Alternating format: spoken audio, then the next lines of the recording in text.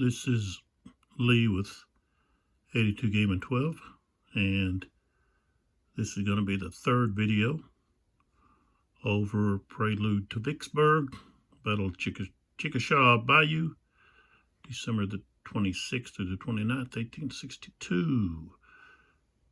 Part of Revolution Games, the American Civil War series, and this is volume 9. So,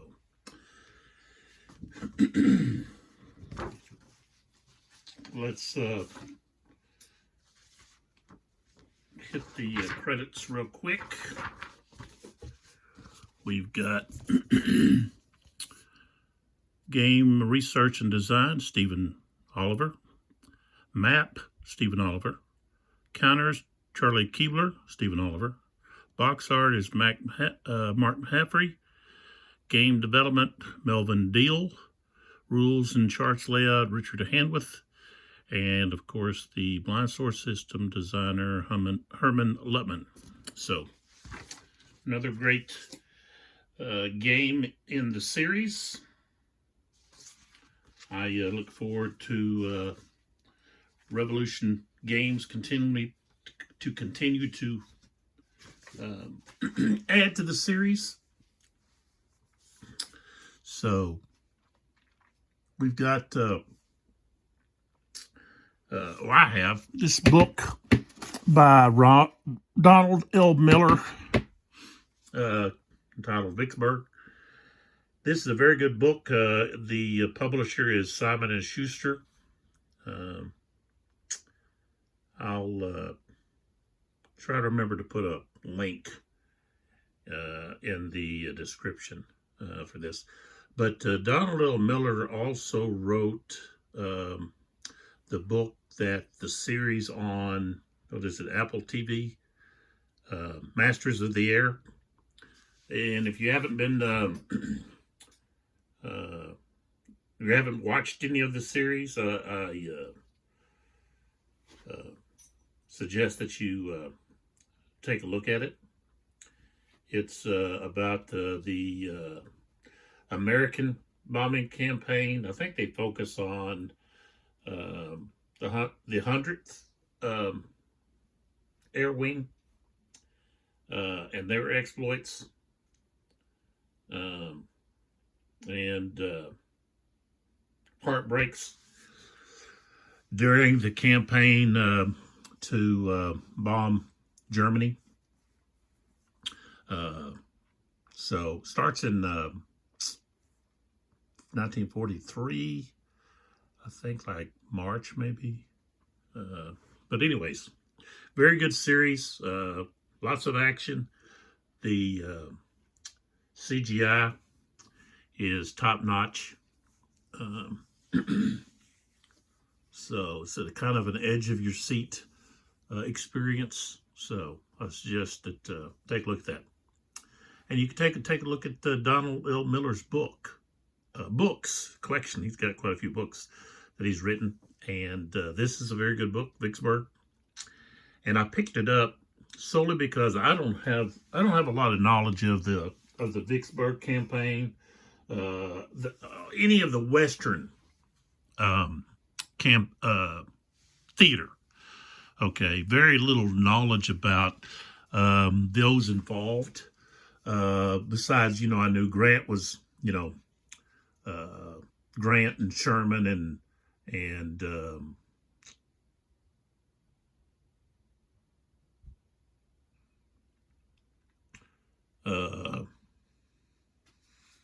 drew a blank there.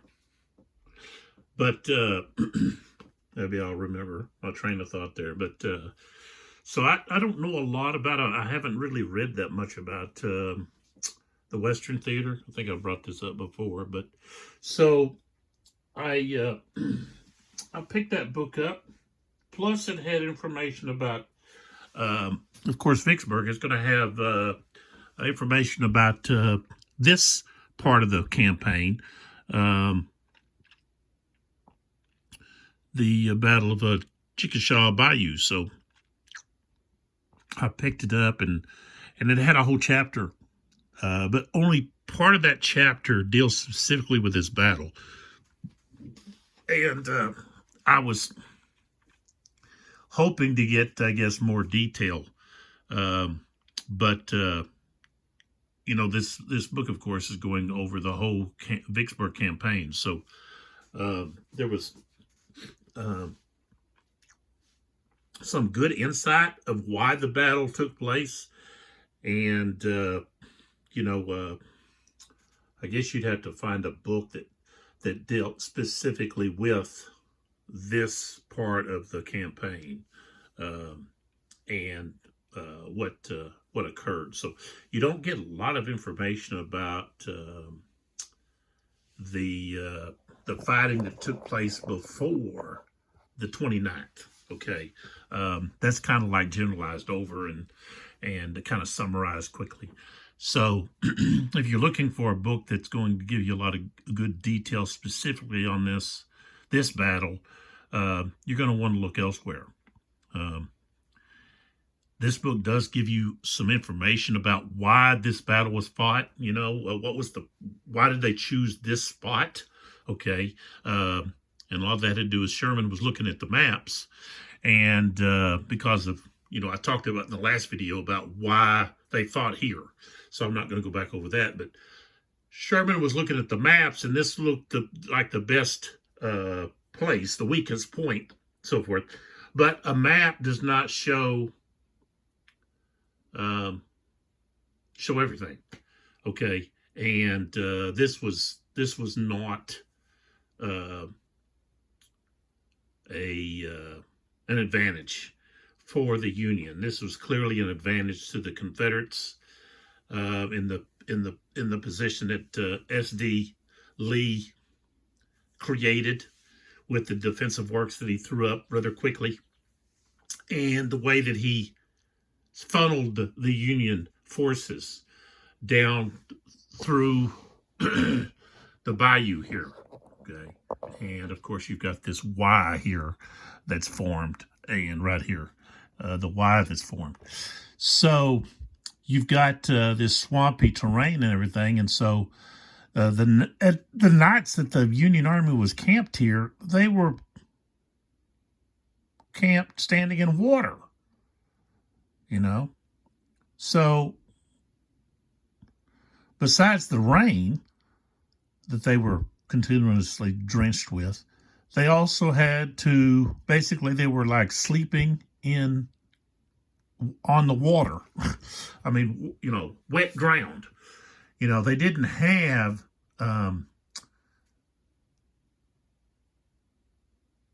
some of the I guess camping supplies and so forth that they should have had.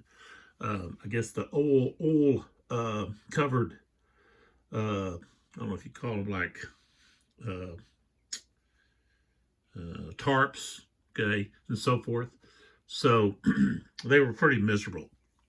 And when the fighting occurred, then you had, the dead and dying, just laying out there in the swampy terrain. So definitely not what you would want if you're a Union soldier. That's not a good situation. So anyways, let's get to it. I got something to point out that I didn't do correctly, dealing with the SD's reinforcements. So you've got these SD Lee's units that are put in here, and they're coming from Snyder's Bluff, okay, which is to my right, but it's going to be northeast, okay, or really, I guess, north of the battle.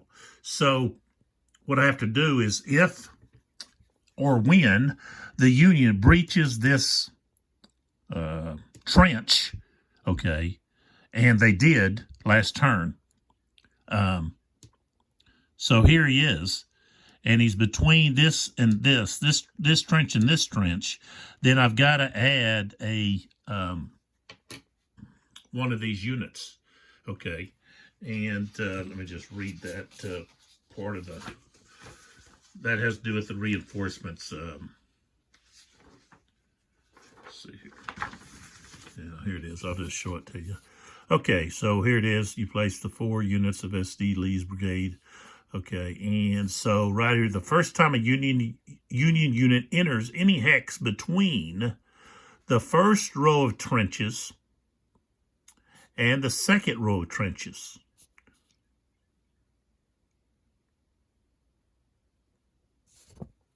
Well, here he is. Okay, now, specifically, does that mean he's got to be beyond the trench? You know, so does he have to be inside the trench? It says, let's see, enters any hex between the first row of trenches and the second row of trenches. So, you know, you could argue, well, he's not actually between, he's on the trench. You know, so a hex between, I guess he's going to have to go to one of these hexes here, this hex here. So I guess I'll wait because he's just on the trench. It doesn't say on, it says any hex between. Okay, so maybe I'm getting this wrong, and if I am, it's no big deal. It's 1 unit, right? But, you know. Okay, so let's get started. Wasted 12 minutes already. So I've already added the division leaders into the cup here. I've added the fog of war and the fortunes of war, and I've added all of the key chits, okay, the chits for all the both sides. I just drew them randomly, 4 for each, okay. So first thing we have to do, of course, is the artillery phase.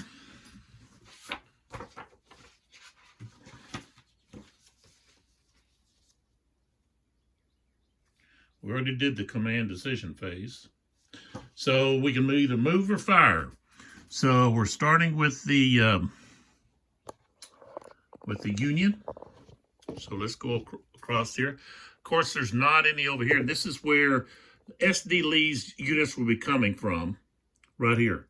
Now, one question is, well, with SD Lee,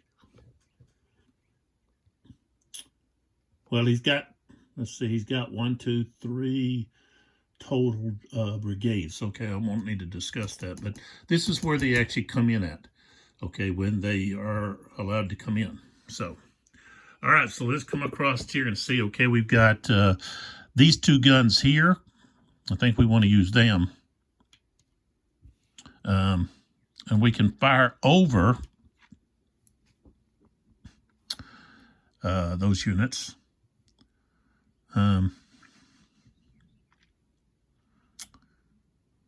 Let's see here.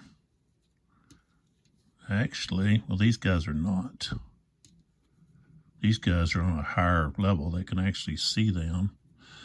And they wouldn't actually be firing over their own, I guess, in that regard. Can't see these guys here.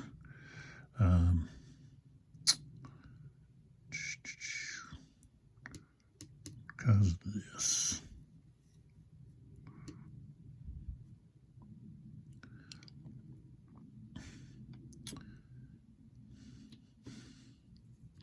Oops.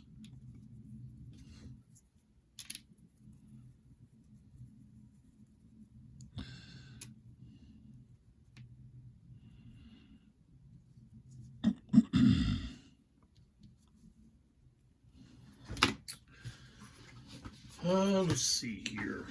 Let's see about that firing over.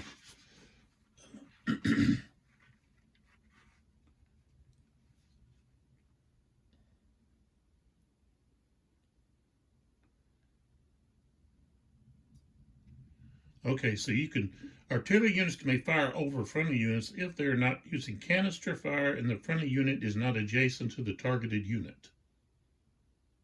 Okay, so We want to try to support Blair here. Okay, so we're going to fire here at these guys. So we've got 12. Okay, 1, 2, 3. And he's going to have the protection of the levee and the trench. Maybe I want to fire at someone else. I could take out that artillery unit right here. But I need to hit this. Well, no, I don't. This guy can't fire. This guy is safe because he's in a kind of a he's at a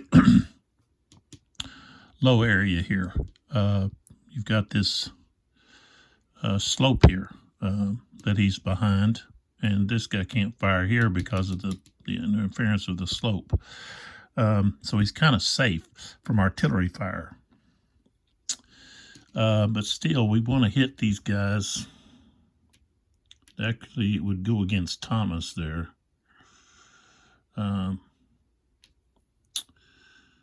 But let's see here. Thomas is not supported. Let's see. Yeah, he's not supported. So let's fire at him. So we're going to fire with these guys. We're going to fire right there. Okay, so we've got 1, 2, 3, which is just short of being canister. Both of those, let's see, I think they're both rifled. Yeah, no. Oh, Parrot and rifled. Wow. Parrot. Yeah, Parrot can fire all the way out to 8 in effective. Okay, so we've got effective range.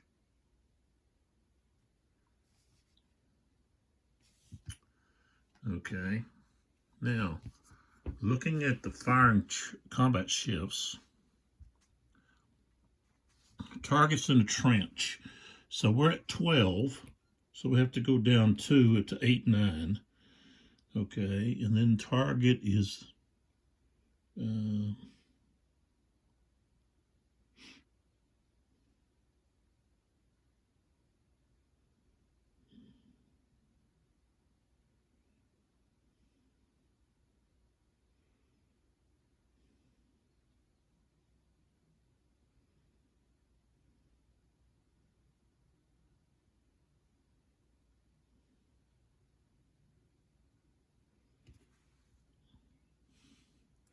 yes, the levee's not going to affect fire.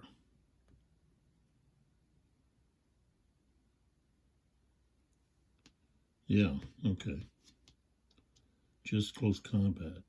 So trench does. So we're at 8, 9 right now. Firing over a unit. Okay, now we're at 6, 7.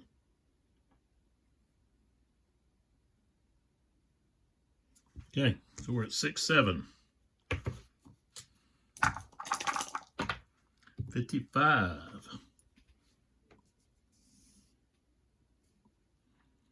And he's going to be at, he's got a 2. So it's going to be tough. Tough on Thomas.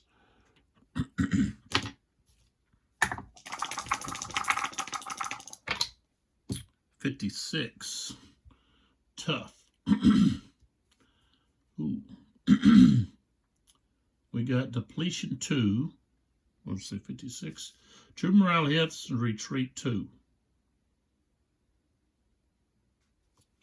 All right. So we've got 2 morale hits, which means the artillery unit is going to take a morale hit, and he's going to take a morale hit.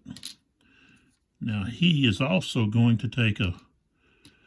He's going to take 2 morale hits.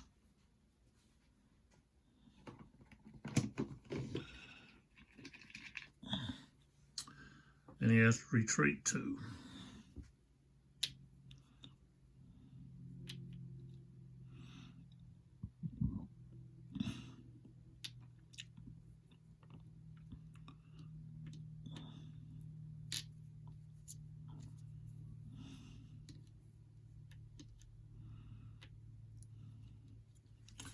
Now, since Drew took a hit, okay, then he is done.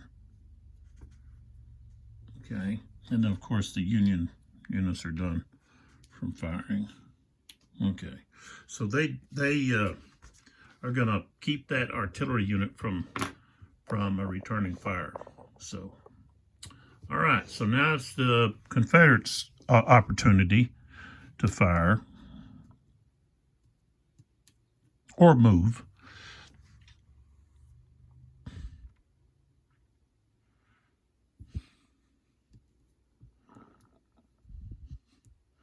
Okay, now this unit here would actually be in that's the engagement zone, okay? Normally this is engaged, but for artillery it's here. So he can't move any closer now. He can move back.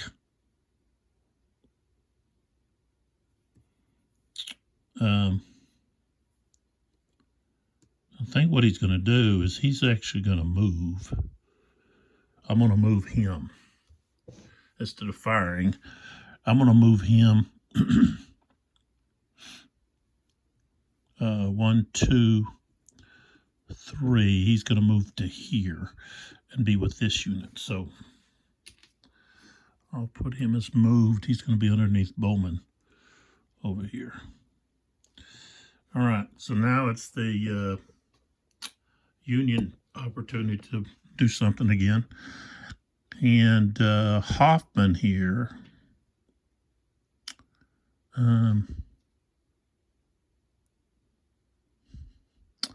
is going to fire at Stowers.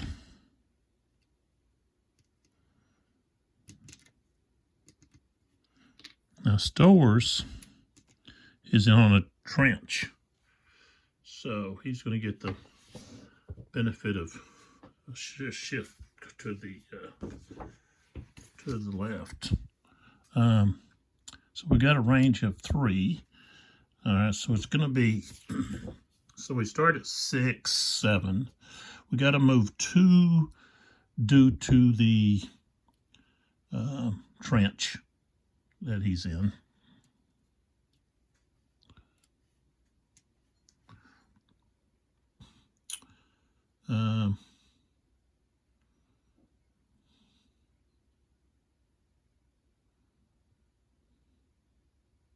Oh, there is a defender behind a levee. So we still, let's see, we were 8, 9. Still would have been tough. Okay. So there is defender behind levee. I didn't see that one earlier. Firing through light woods or fallen timber. Yeah, he is firing through. He's got this light timber right here, so he drops to a 3.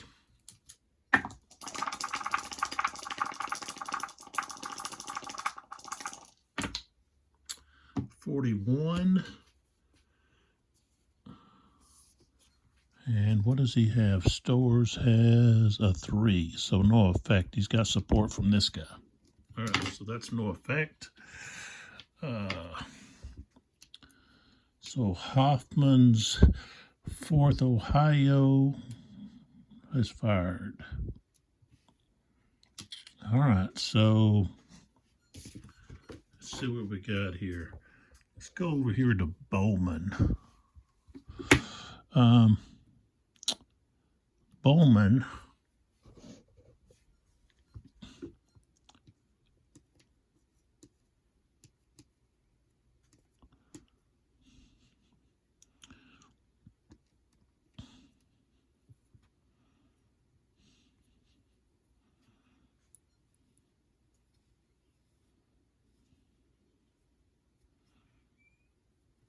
guess he's going to fire at Blair.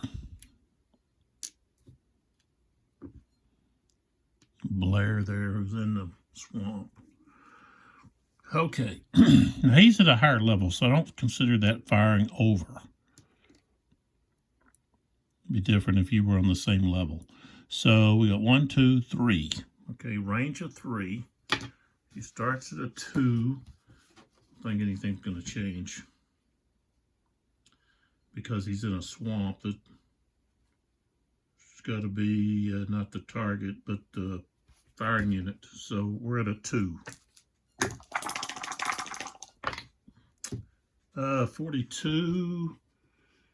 It's going to have to be either a 0 or a 1. No, he's in a swamp, so he doesn't get support. So he's goes from a 4 to a 3. So no effect.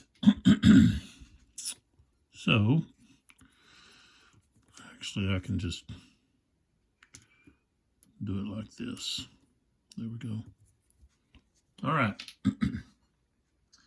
Back to the Union. Now they do have that unit back there. Well, it's actually 2 units right there that I need to move up.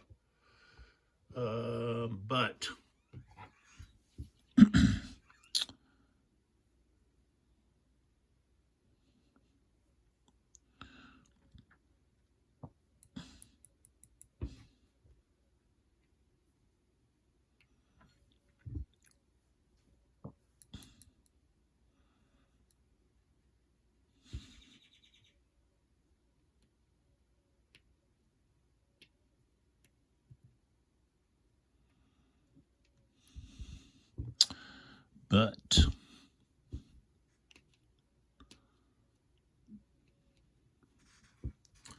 let's see here.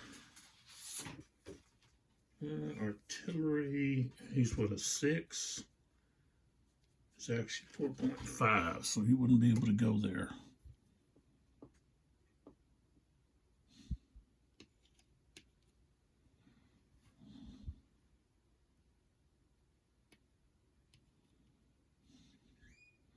Okay. Let's fire with these 2 units right here.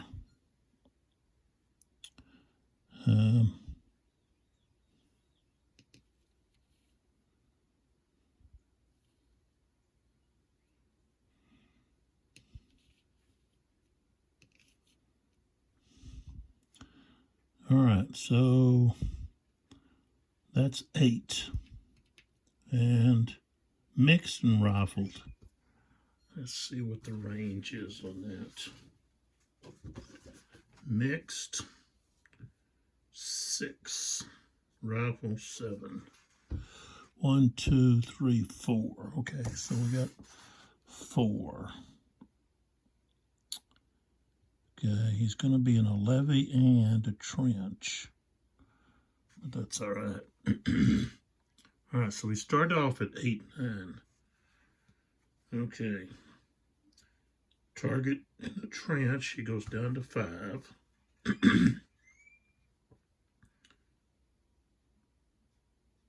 Defender behind a levee, so now we go to 4. And we're firing through or over fallen timber, so that's a 3.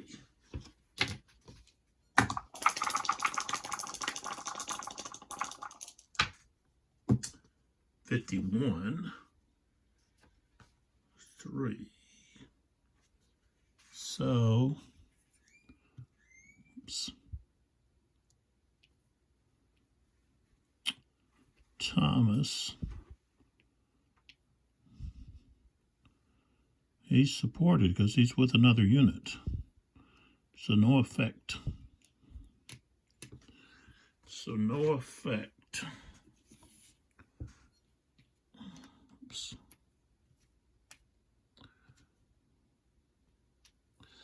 All right, so the Union now is fired. Now we go back to the Confederacy. And we got this unit here that is moving.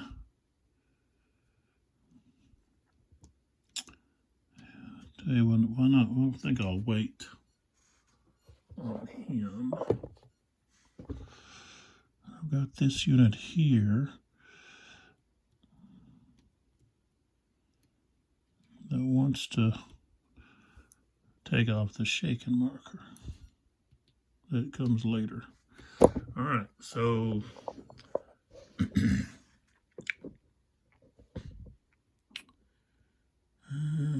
think I have to worry too much about somebody firing on me.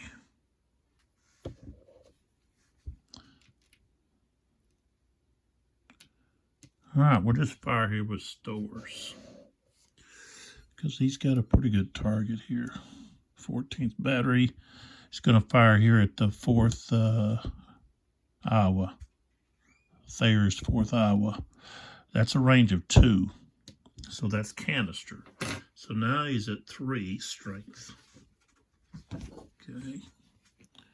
And that guy is just to see. I don't think he's in anything but Bayou. So and he is mixed. Oh, wait a minute. Let's see what we got here. Oh yeah, -2 to the left, but we'll do that at the end. Okay, so he was at 2. So he would go to C, but no, he's at 3, so he would go to 1. And we're going to get a shift. Oh no, he's mixed, so he didn't get the shift. So he's probably not going to be, no, that guy's going to have a 3. Yeah, I'd have to roll in the 60s to do anything. Nope, no effect. All right. Kind of a wasted shot there. Probably should have went for this guy here. That would have been, let's see. Oops. The odds were not in the Rebels for Rebel side there. Okay, now let's look to see what, I know I've got those up there, but I've got 2 more down here that could possibly do something. They really need to move.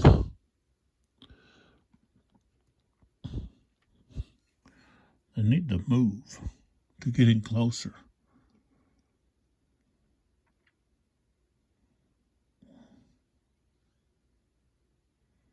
They need to move right up to there.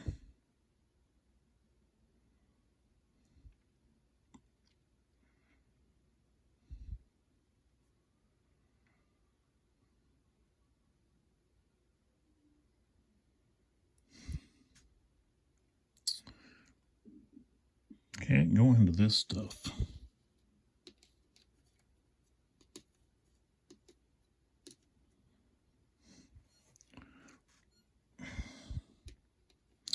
One, 2, 3, 4. That's where he goes.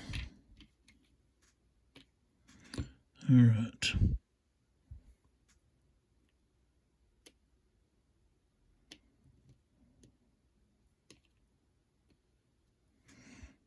All right, these 2 units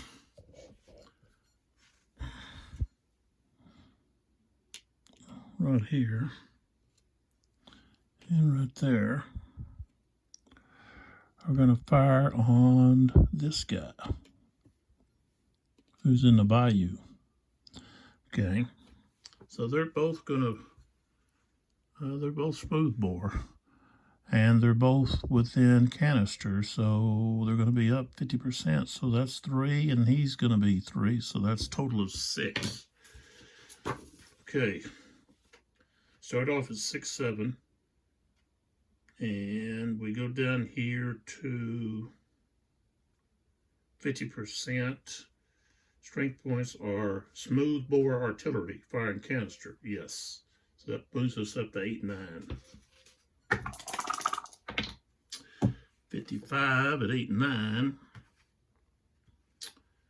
is going to put that unit. He's a 4, becomes a 3, puts him at tough. 46.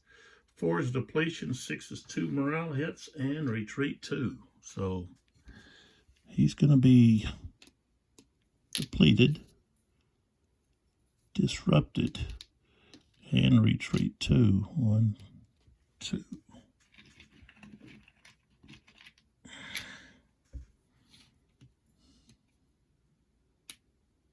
And both of those are now fired. That's the dangers of, Yeah, neither one of them had low ammo. The dangers of getting up there where those artillery units are at. Okay, now we have the Union. We've got this unit and then two more up here you can't quite see yet. They're right here, these two. And this one. Barrett, Griffiths, and Landgerber. All right. So Barrett, he's not in a very good position. I'll tell you what, I think I'm just going to move him right here with this one. So, stacking wise, their 6 is actually 4.5. So, stacked together, they'd be 9. That would be under the 10 stacking limit. So, that's what they do. Okay, back to the Confederates. They've got Tarleton here and Johnson over here. Johnson needs to move closer.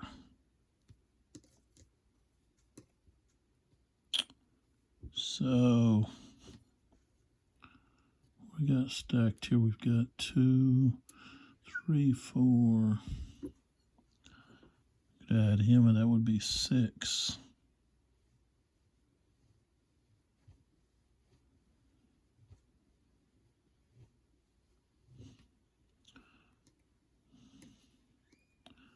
Two, 3, 5, 6. So he goes to there. And then up here we've got, let's see. I think he needs to come down this way. So both of these guys can travel together. 1, 2, 3, 4, 5, 6. That's where they go. And then the last, I'm not going to put a marker on him. I got one more guy left here. Well, no, I better. Because I've got one unit that wants to try to rally. All right, so we've got Tarleton here. Okay. And he's on that. He could actually shoot over this guy and hit this guy.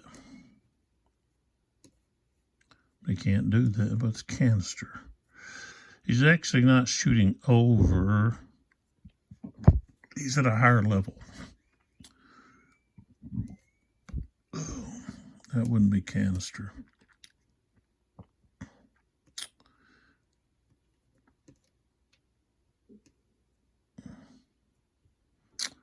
So we still shoot him though, but we got a better chance at this guy. This guy here is he's going to be unsupported in that swamp, and he's only got a 1.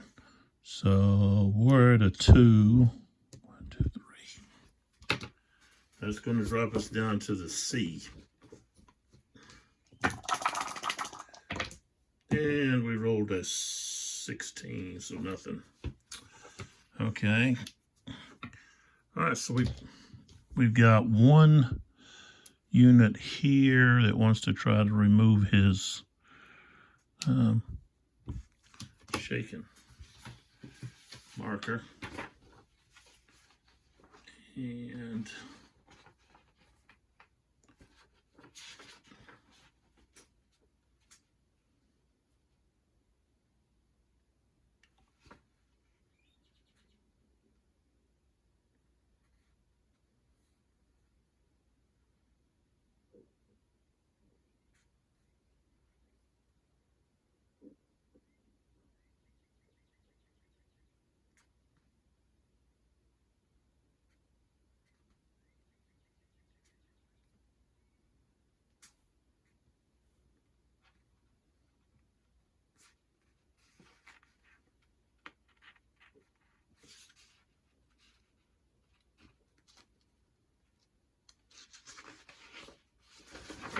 go up here during the artillery rally.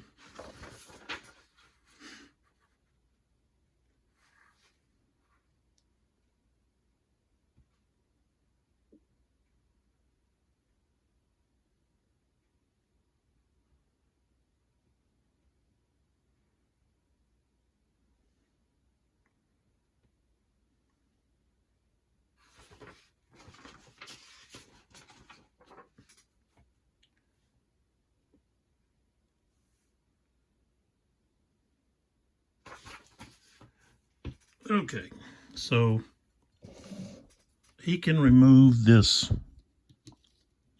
because he is, let's see, maybe not. Let's see what's here.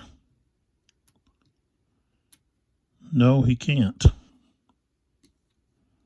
He's got to be stacked with or adjacent to infantry or artillery, infantry or cavalry unit that's not disrupted or shaken.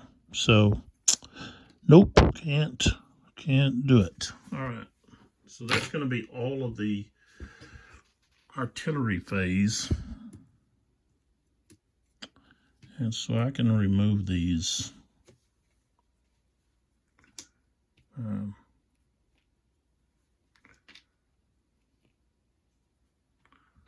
Fired, moved markers.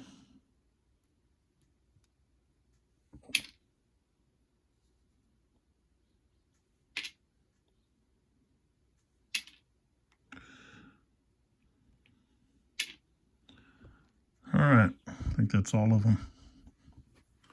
Okay, so now we can go into the shit draw.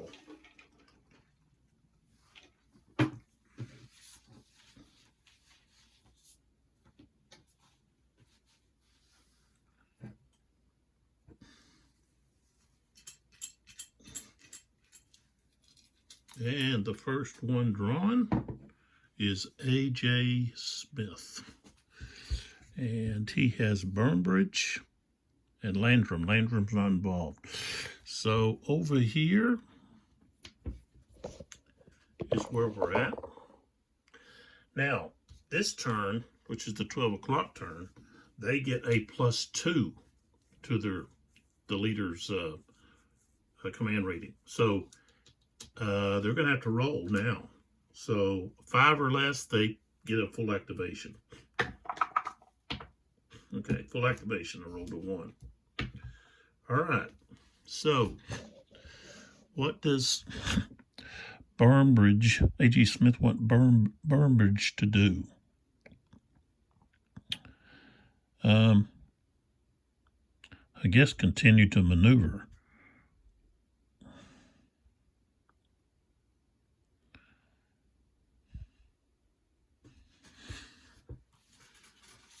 Let's see here.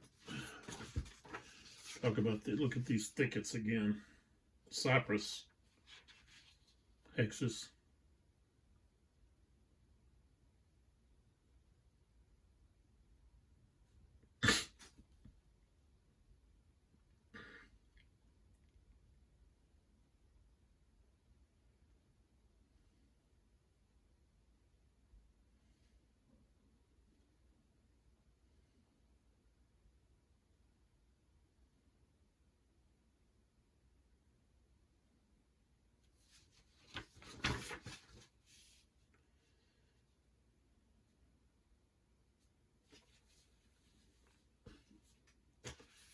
Okay, so if they enter a cypress hex, which is these hexes here with the green and brown tree symbols, that's a cypress. So anytime the only unit available to enter there, unless by road, is infantry. Cavalry and artillery can't enter these hexes. So when they enter, they've got to roll for cohesion, and if they don't pass their cohesion, they take a morale hit, and they get no support. So that can be a very difficult situation here. They're going to have to I don't think, let's see, they can never rebuild or recover. So if you go through more than one of those, it's going to be difficult. So that's Stewart. So we wouldn't be able to really get too close to him.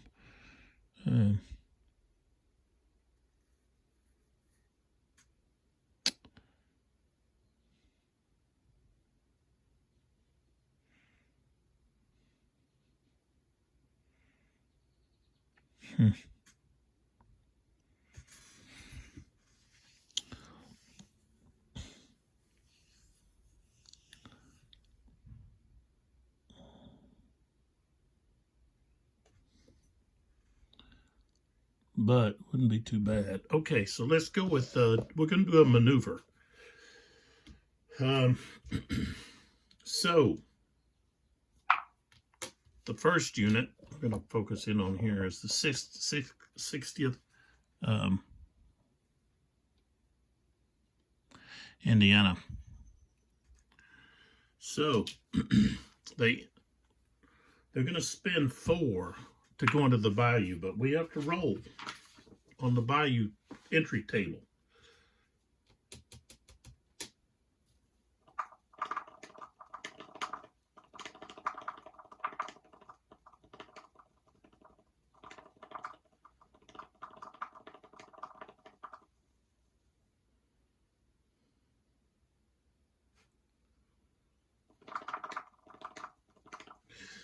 Okay, in the morale table,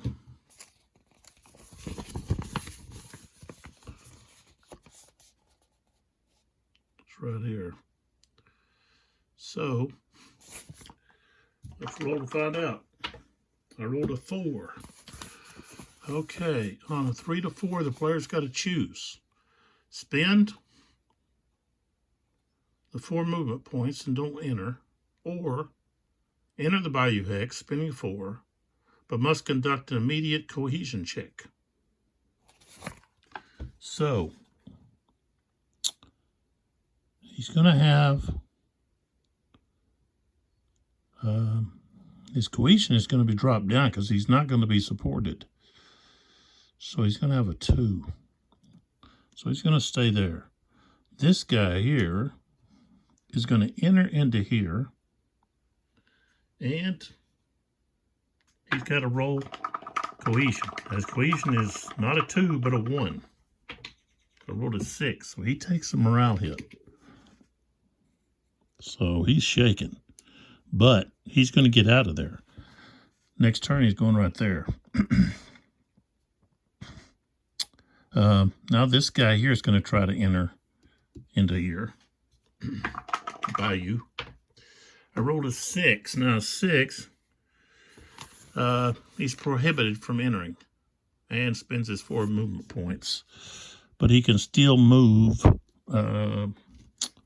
Let's see, I'm going to move him this way. 1, 2, like there. This guy here, he's going to go to there. Which now he has to roll 1 or 2. Nope. So he takes a shaken marker. Now let's go to the 67th. And he's going to go into here. He's going to get 0. He's got a 1. He needs to have a 1, which he got a 1. So he doesn't take any cohesion damage. Okay. And then this guy goes to here. And that'll be all for them. And A.J. Smith is done. I'll put him off to the side. Well, no, we put him over here. It's done. With Burbridge. Okay. So it's not very advantageous to go through the cedars. Okay. Or even try to go through the Bayou, but there it is. Huzzah!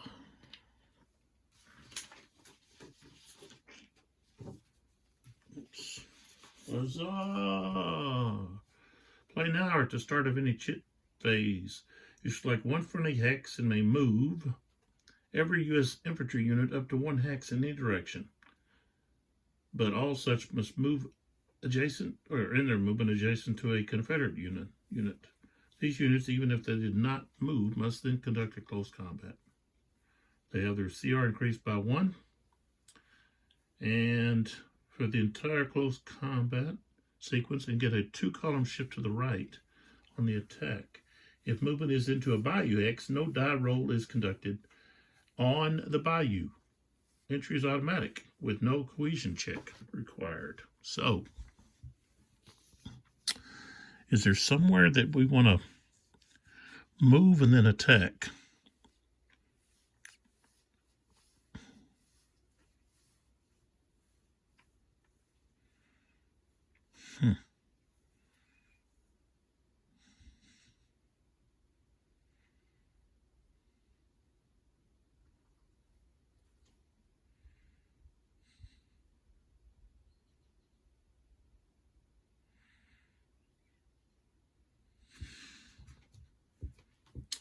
I think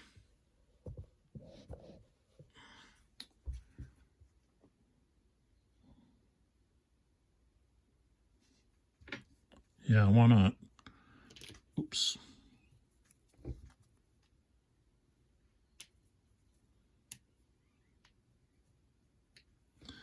All right, we're going to breach this trench and levee right here. Okay. Now,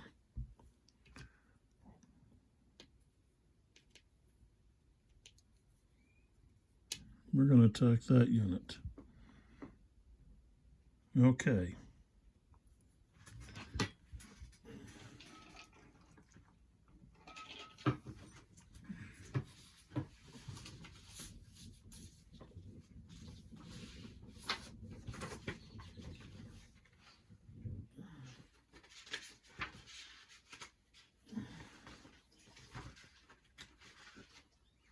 Okay, so we're looking at what is Barton going to do?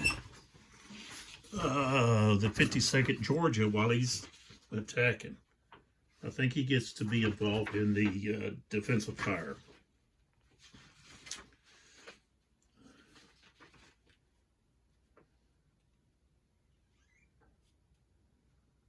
Other enemy units adjacent to any currently attacking units and who are not themselves the target of a different declared close combat during this step may also issue defensive fire, but with only 50% of their SPs.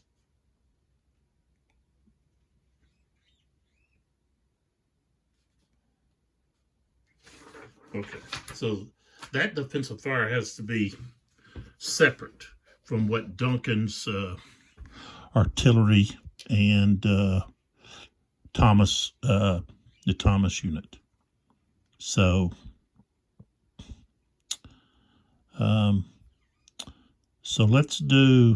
we'll do Barton's first. So, Barton is going to attack the 6th Missouri, and he's got a 7.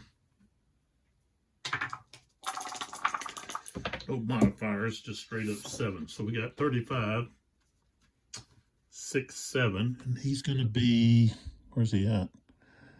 He's going to have a 3 due to the fact he's not supported. So that's going to be routine. 23, he's going to be forced to retreat. So he has to go back. He could go to there, but he'd have to go here. All right. So that took care of that. Next chit. Firing low. This is where the Union, due to the levee and everything, they in the rifle pits, the trenches, they either fired high or low. So this allows you to, when the Union's trying to fire, you can play that. So we're going to set this up there so don't forget it. Next one is M. Smith for the Rebels. And who does he have? Barton, Vaughn, and Greg. And he's got Greg. Let's see, does he have Greg? I have to look back. Yeah. I'm thinking of Blair on the Union side. All right, so let's take a look back here and see who we want to use here. So I've got, flipping back over, I've got Barton. There's Barton and Vaughn here. There's a Barton. There's a Barton. That's a Thomas over there. You got two Gregs here. A Greg here. A Greg here. So I think we're going to do an attack. And we're going to use Greg.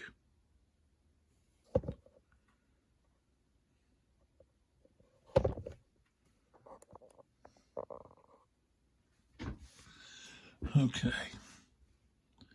So, first thing we want to do,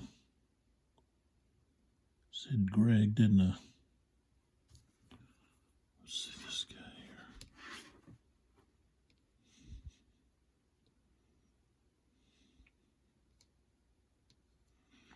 here. Okay, first thing we're going to do is we're going to fire. So, we're going to use the 41st Tennesseans. We're going to fire on the 116th Illinois. Okay, that's going to be range of 2, and he's rifled. It's going to be long, so he's going to be half. So it's 3.5. And let's see here. He's just in the Bayou. So, target being in the Bayou is not swamp hex, unless a Bayou hex. Not going to affect the fire, so we're going to be at 3. 43 at 3, 0 to 2, and he is going to be, that's going to be routine. He's going to actually be a 1 because he's in that Bayou hex. Routine 33, he's going to have to retreat a hex. So he gets pushed out of the Bayou. Okay, move on down. This guy didn't have anybody he can fire at. We've got the 10th Tennessee is going to try to fire at 7th Kentucky. Now he's up on a higher level. My dog Sophie wants it out. Quit being so finicky.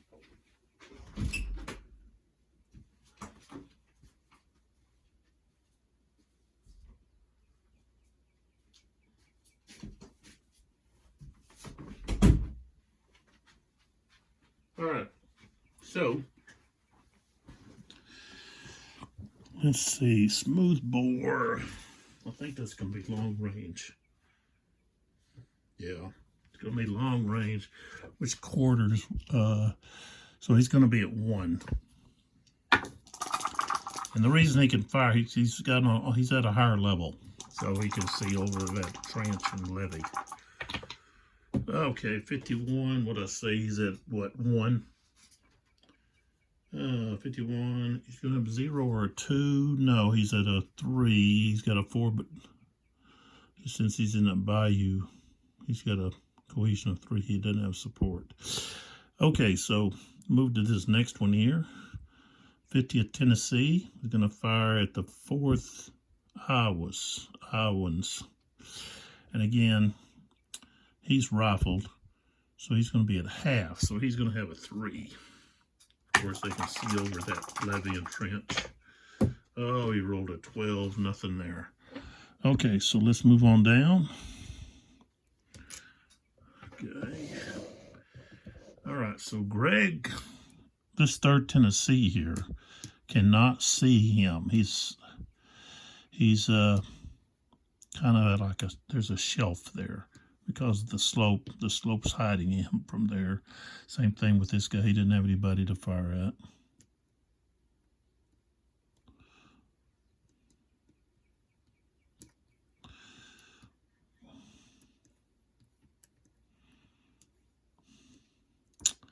All right, so now we do our attack. We've got attack. We can move 4. So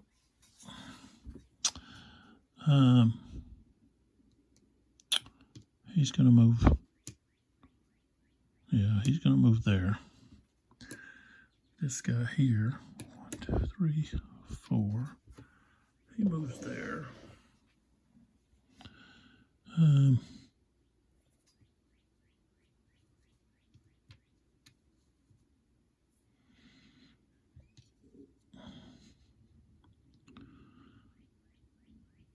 2, 3. He goes there.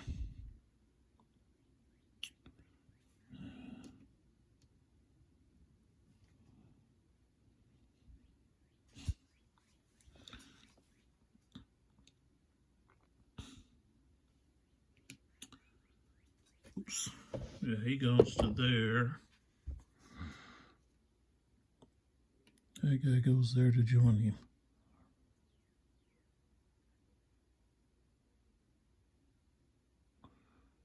All right.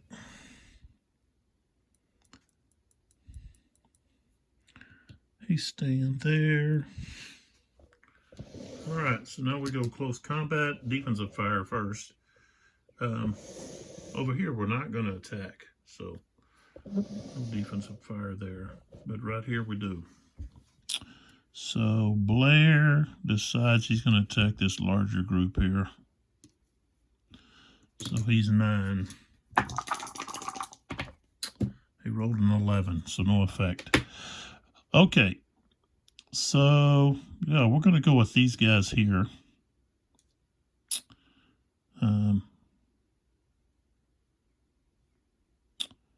So that's going to be this guy, actually.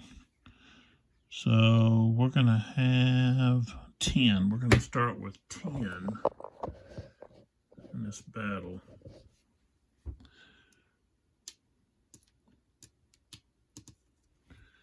This other guy's just support. All right.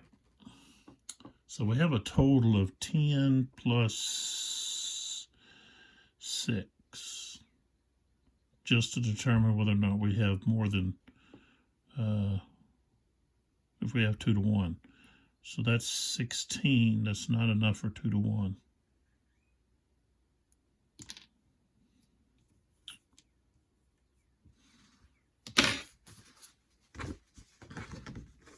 So we're going to start at 10. 10 to 11. But we do have 3 to 2. So that puts us from 10 to 11 to 12 to 13. We have a higher CR. This guy's not supported, so he's got a 3. We've got a 4. And we're supported because we've got this other unit with us. So 14, 16. 50% or smoothbore? No. Defender on a higher slope? No. Defender in a trench? Yes. So now we go back to 10, 11.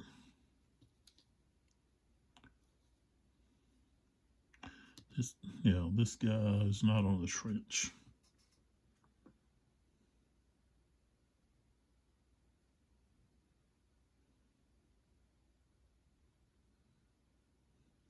Flanking attack? Yes. So we go back to 14, 16, I think. Let's see, make sure we have the flanking attack right.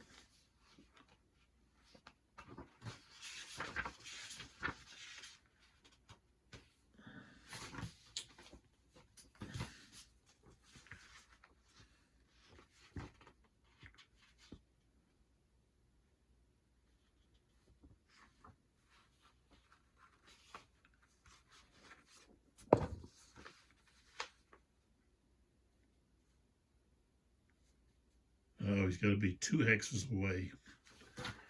So he would have to be over here. He'd have to be here. He's not. So I don't get the flanking attack. So it's just 10, 11.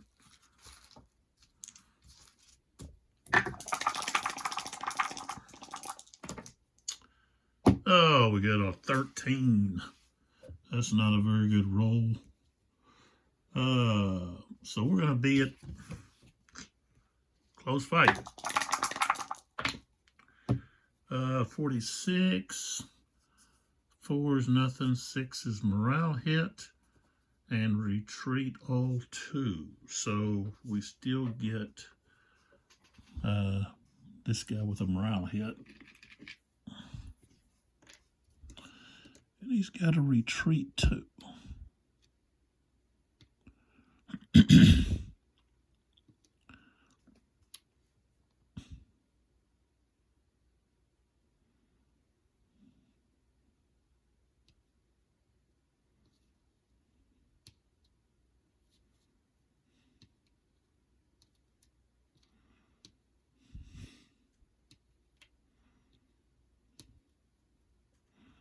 And he's going to go way back.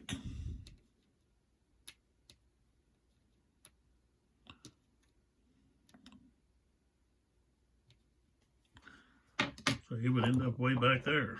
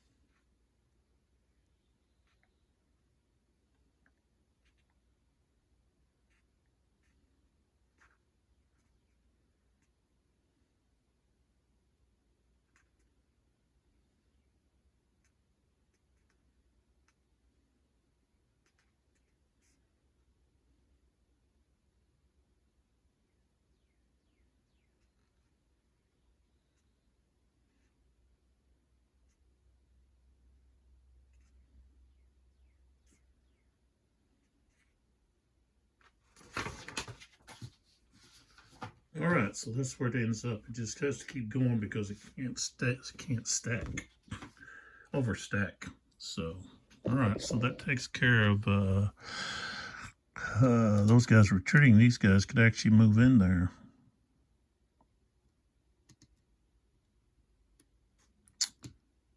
So they are. They're going to move in there. Keep those guys from getting there. Okay, so I've moved Greg. So Greg is done. So up here, okay, I have to flip this guy over that he's done. And then Smith goes back in the cup. And I have a tendency to redraw the same leader on the next draw. Watch it happen. Nope, not this time. Mr. Steele. Okay, and who does he have? He's got Blair. No, let's see. I don't think he has Blair. He's got a Hovey and Thayer. So, in this scenario, he doesn't have. Blair goes to, let's see, where's I see it at? Is it the Union setup or something? Where did I see it?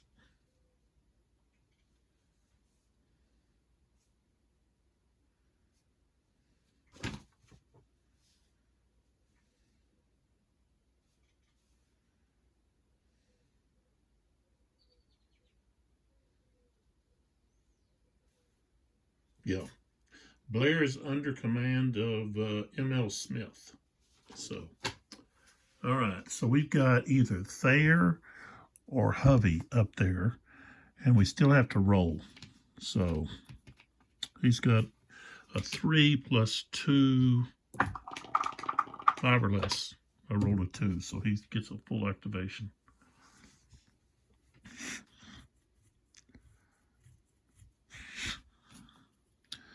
Let's see what's right here. See, I can't get in. I can move past it. I think I can't.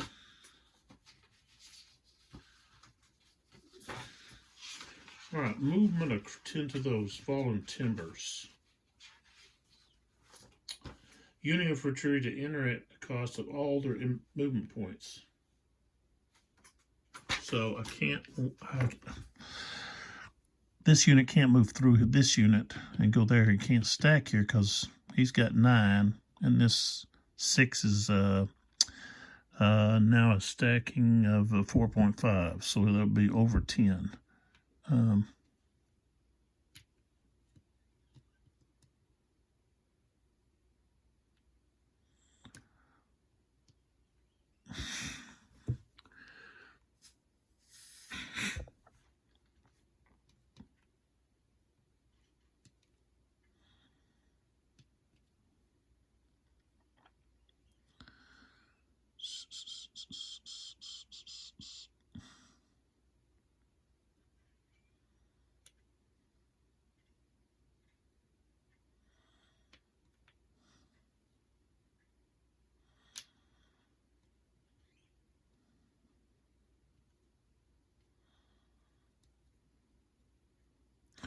Tell you what.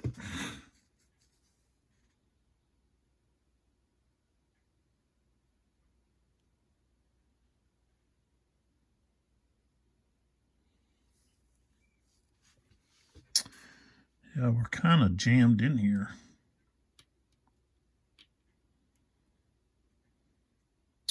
Let's move this guys up here first. Maybe we can clear something up. Okay, so we've got these guys here. So they got a movement of 6 in maneuver.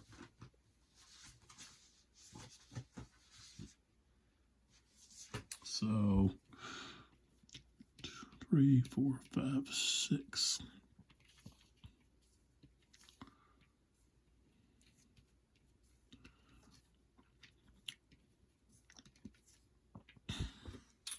All right, so we flip Hovey over, put Steel back in the cup. And what we end up with right now is we've got a traffic jam down here.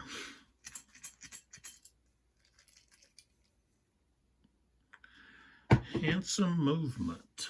This is going to be a new one. I haven't come across this one yet. So let's see what it is. All right, here we go. Handsome movement. Play now or at the start of any chit draw. Select, let's see, Confederate units in up to 2 adjacent hexes. They may move 1 hex and may engage an enemy unit, but not close combat. Artillery units are allowed to engage. The selected units do not have to remain adjacent to one another. U.S. units may conduct opportunity fire if applicable. Units scheduled to arrive as reinforcements cannot be moved onto the map using this chit. If movement is to Bayou into a Bayou hex, no die roll is conducted. Entry is automatic, no cohesion check. So up to 2 units, and they can engage, but no close combat. Okay.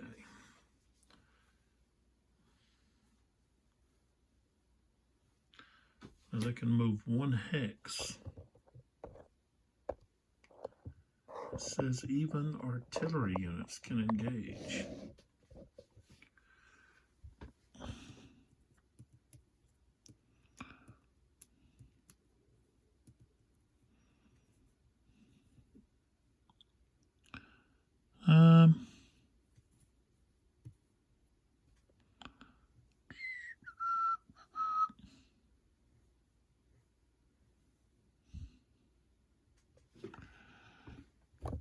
I'm going to use these guys here. They're just going to move to here.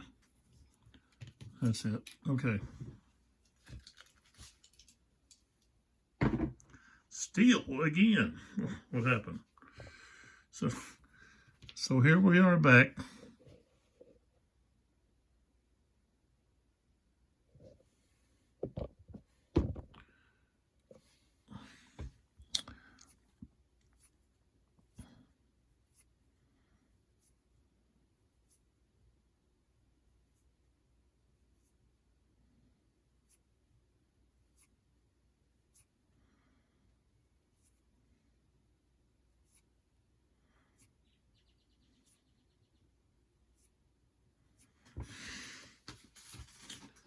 What's it cost to get into swamp? 3.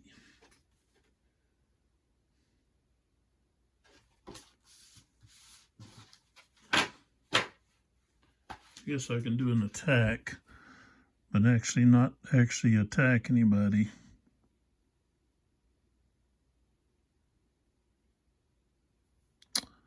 So this guy here is going to fire up here. And that's when they're going to use this chit here, firing low. And firing low. It negates a Union fire combat announced against a trench hex. Now, are they in a trench hex? Yes. So, no effect. So, there went that. Nobody else is able to fire anywhere.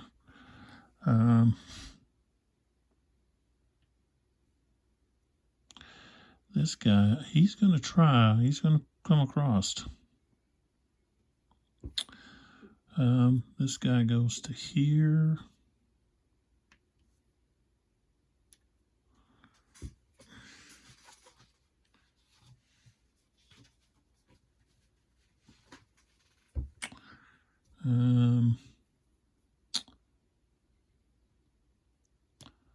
That guy goes there. This guy goes there. He goes there.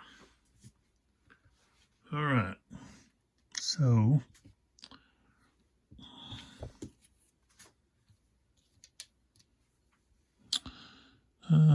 this guy's, we've got defensive fire. So both these units are going to be able to fire. Now he's attacking this hex, so this guy is only supportive fire, so he's actually going to be at half strength. So he's going to have a 3. Now this guy is in a trench though now.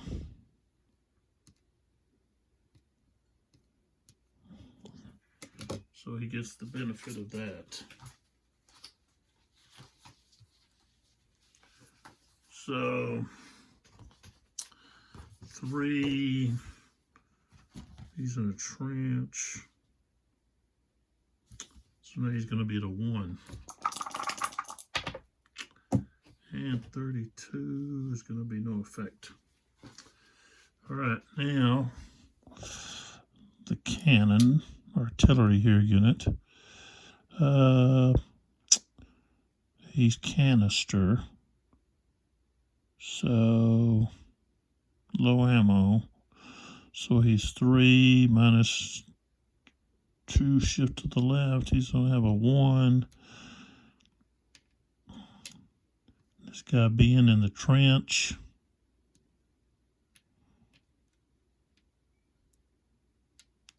It's not going to be effective, I don't think. Or it's going to be a C. What has he got? He's mixed.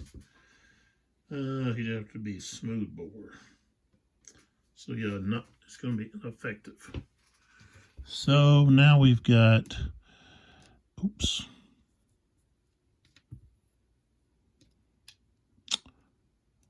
We've got 8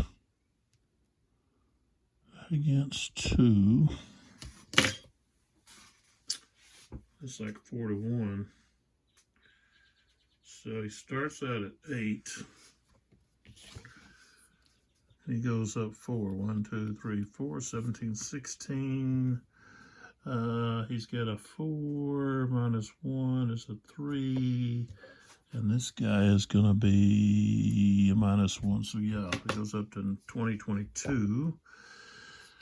No smoothbore there. Defender on a higher slope.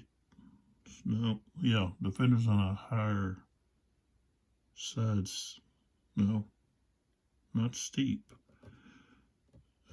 He's on a higher slope, so that's 2 goes down to 14, 16. Defender's in a trench. Yeah, he is. 1, 2, 10 to 11. 50% or more defender SPs are artillery, so we got 4. 1, 2, 3, 4. 20, 22. I believe is where we're at. 44, 2022, and he's going to be, yeah, that's going to be in severe. Not too good for them. 65. So he's going to be gone. 65.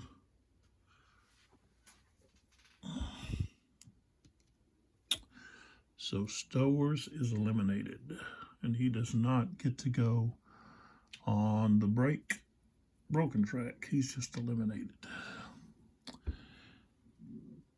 And of course, he can then move up here, which he does. Okay. And so Steele is done. He didn't have anybody else. So flip him over.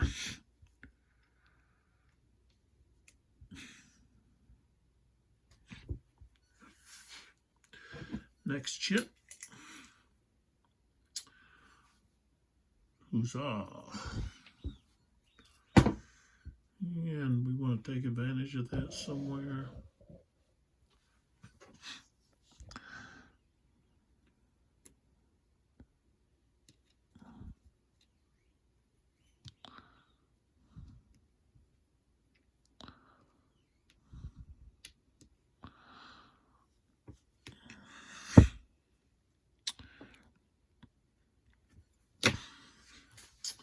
Huzzah. So we can move one friendly hex.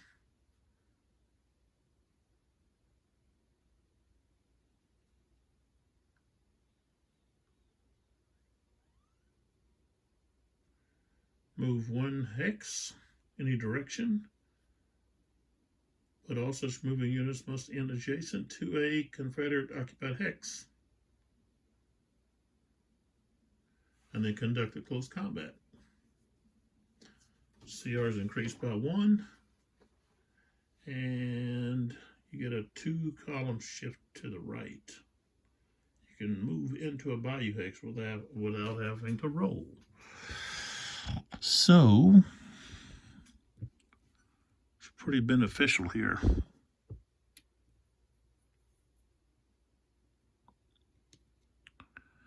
We can move right there. This guy's got that pontoon bridge he can move on to.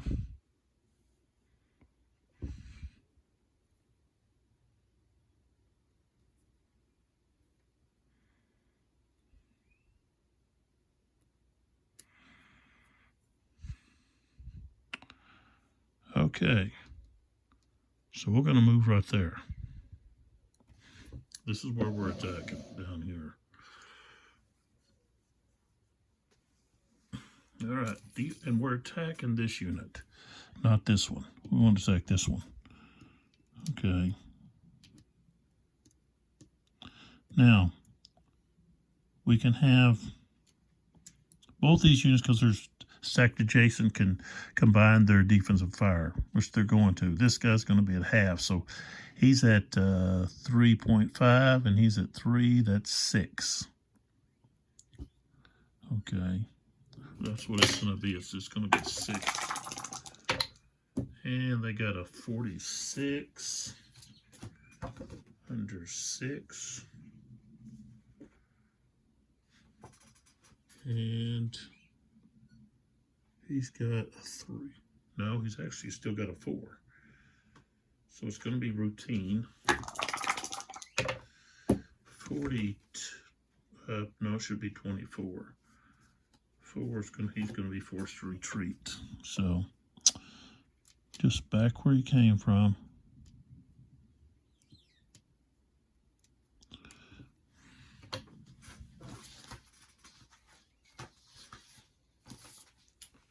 All right. Draw from the cup. Fog of War. So we've got a roll on the table. We rolled a 1.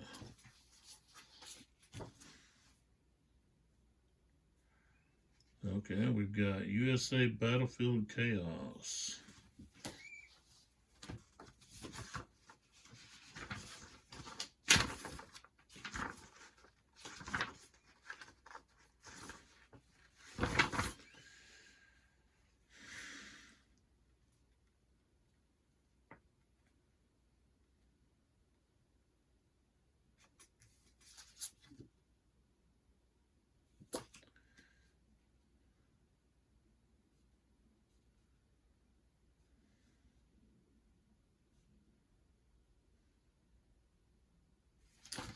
All right, so where do we...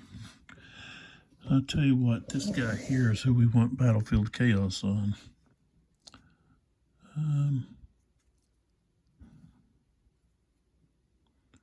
Right here. Okay. Next chip. Snap. Sharpshooters.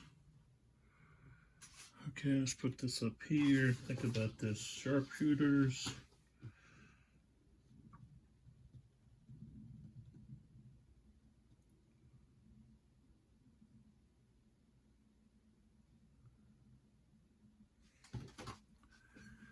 Yeah, why not? Right here.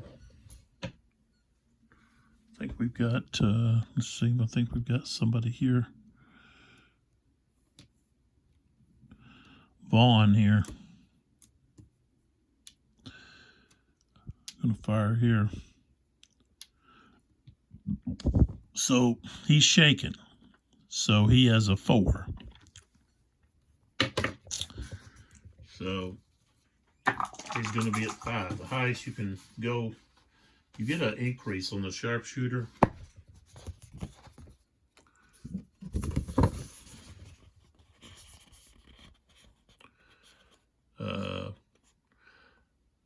So the unit gets a 3-column shift benefit to the attack, but it can be no more higher than a 5. So that's what happens. So we're going to be at 5. 36. And he's got, okay, he's a 3, so that's going to be no effect. So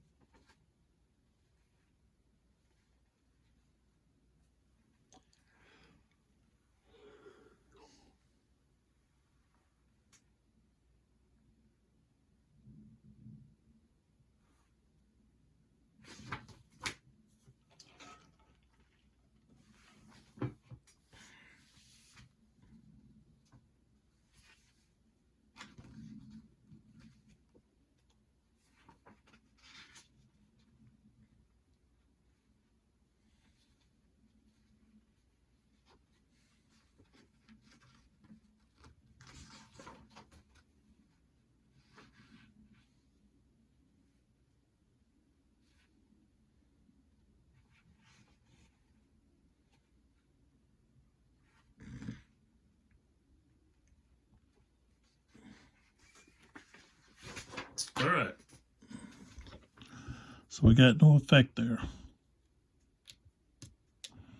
on our sharpshooters.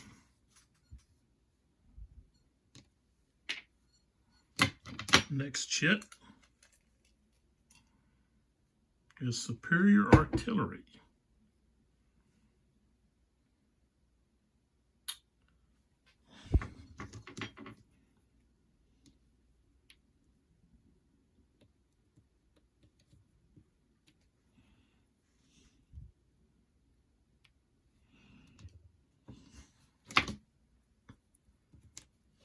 I think I'm going to use that right there.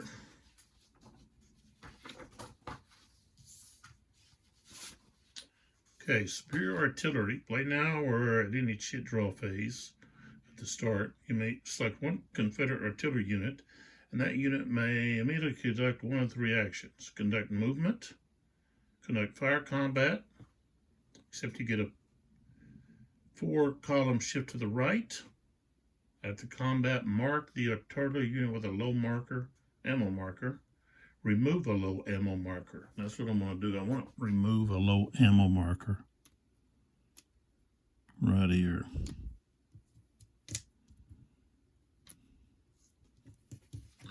All right.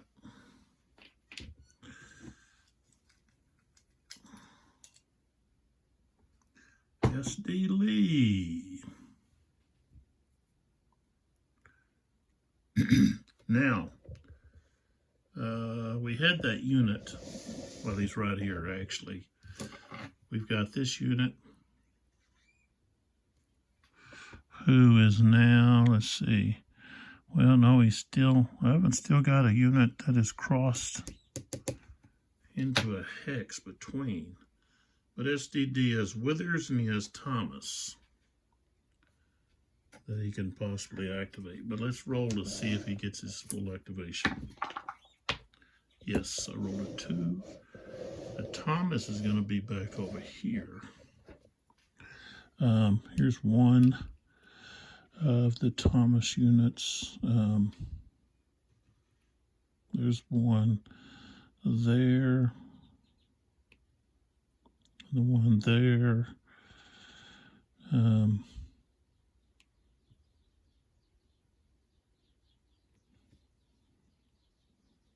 There's one here. Oops. What I think I want to do here, I think there's another one over here. No, I think that's Vaughn.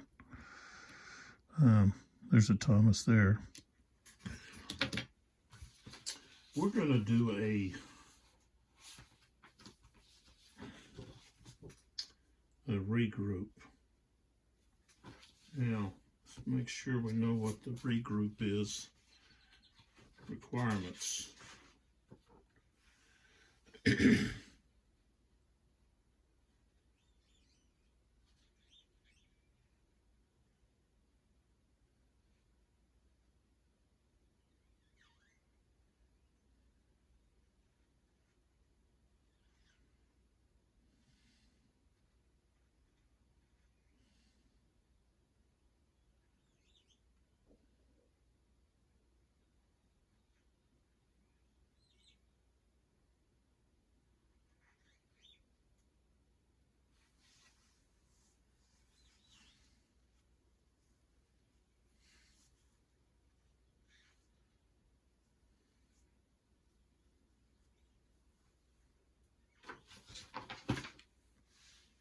Okay, it's got to be medic to maneuver because they've got to be 3 hexes away. Of course, he's not. He's right here beside this guy, but if he moves, he's going to be... No, he can't be fired on. Not by this guy. So maybe we do a maneuver and move these guys back. Yeah, that's what we're going to do. We're going to do a maneuver with Thomas. So Thomas is here. Okay, 1, 2, 3, 4. Let's see, he was here. 1, 2, 3, 4. 5, might be 5.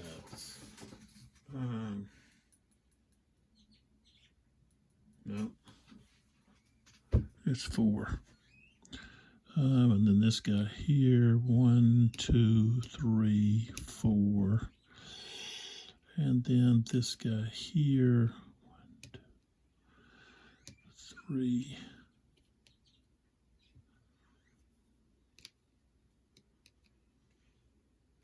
4.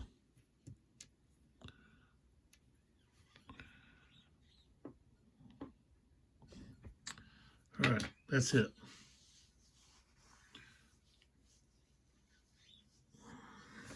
Well, this guy here.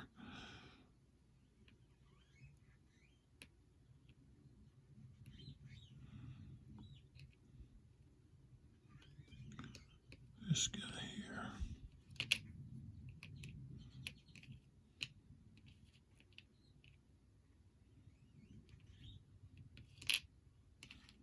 Actually, he's going to stack there. Now, he can stack with that artillery unit because when he's dismounted, he's just like an infantry unit. So, all right. So SD Lee goes back in the cup. Thomas gets flipped over. We draw another cup, another chip. And we get Morgan for the Confederacy, and that's going to be Lindsay, Sheldon, and McCorsey. So, and he's got a 5, 3 plus 2. He rolled a 4, full activation. So who do we want to activate here?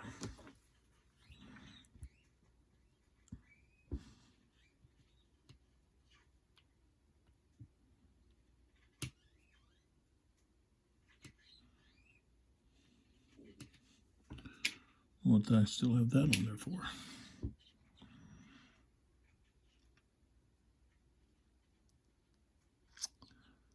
Well,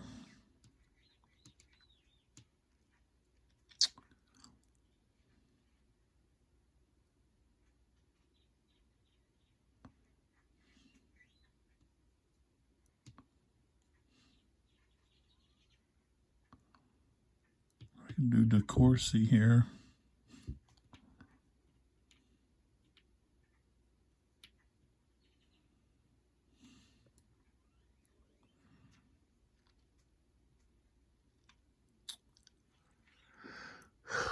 Let's see here.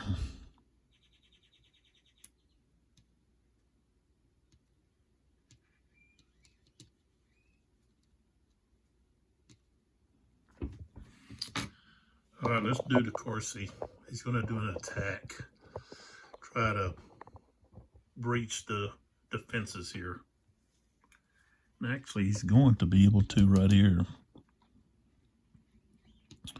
This is that corduroy road, so this guy's going to make it to here.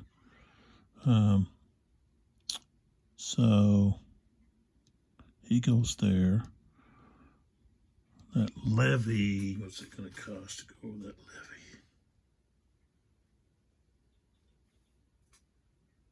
levee? +1. So that's going to be 1, 2.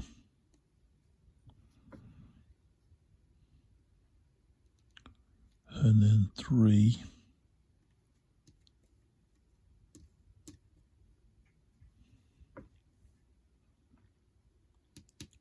Try to go here. Okay.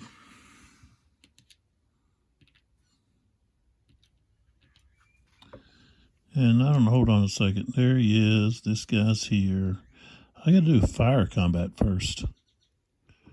What am I doing? So I want to fire DeCourcy here, 42nd Ohio. Wants to fire here. They're at the levee and the trench. It helps them. So 1, 2. This will be half. He's at 4.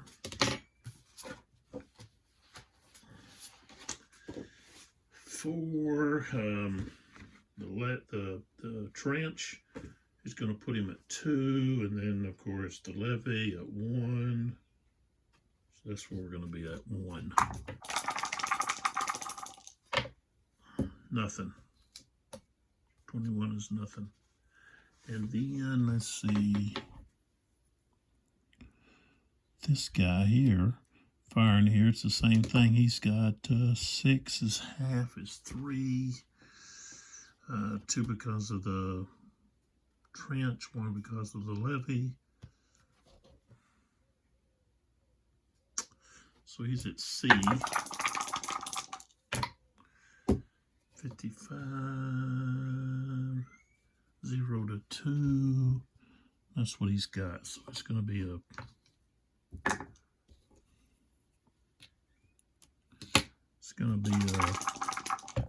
regular. 52 depleted, which means he's gone. So that artillery unit's gone.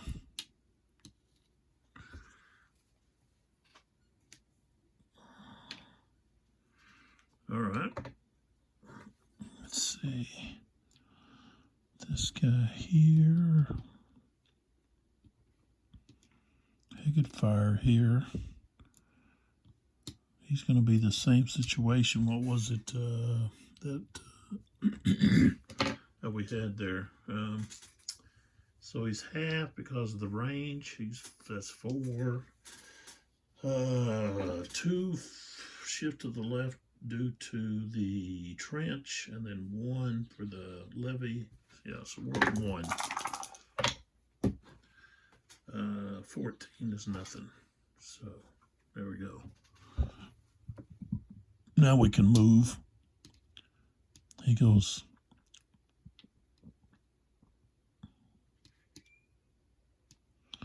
Guess it's there.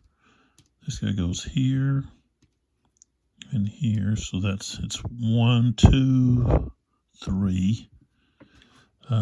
This guy's got to roll to get into here. So let's see. He wants to get in there, so let's roll. 4. Guess I didn't put this on the chart anywhere. Oh yeah, there it is. Bayou entry. Okay, spin 4 movement points, do not enter, or spin 4, enter, and take a cohesion. So yeah, we're going to jump in there and take a cohesion. Be shaken.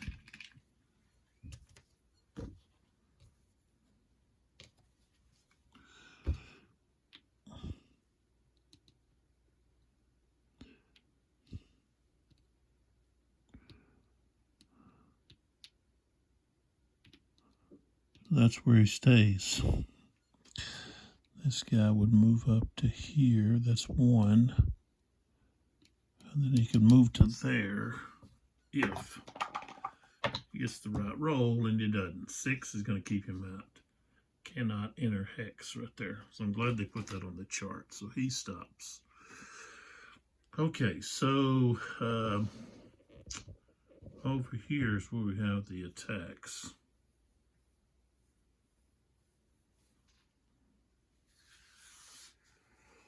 I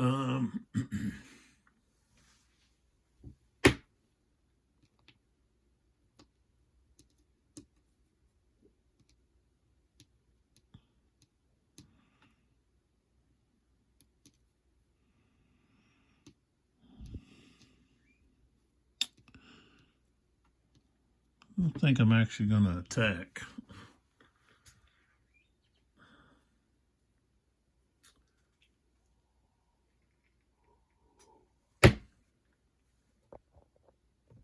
I just want to get in there. If I attack, I'm going to get killed. Slaughtered with, what is this? So that'd be 9.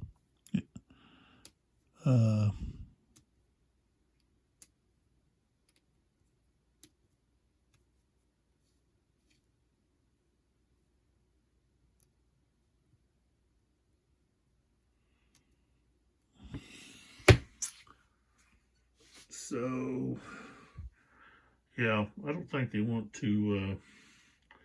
They just got in there. So, all right. So we are done there with DeCourcy.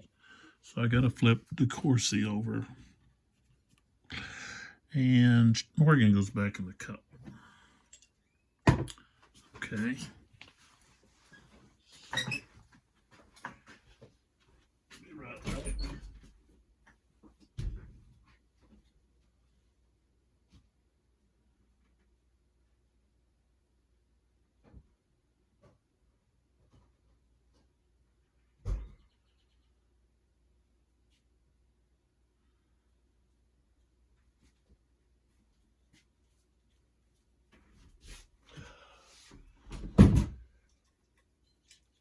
Gotta get re-energized here with a salted caramel monster Java monster coffee and energy drink.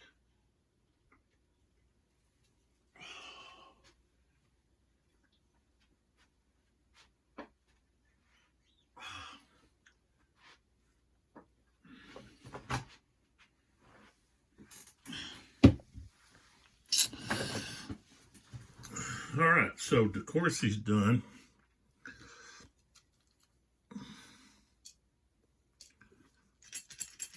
Shake that cup.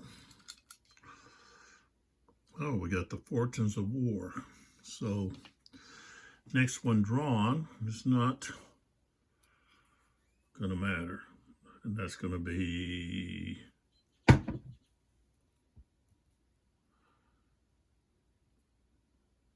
Epalma.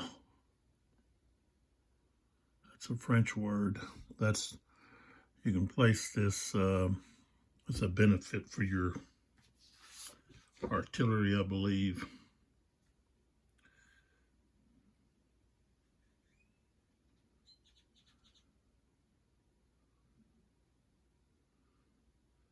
So basically it allows you to move your artillery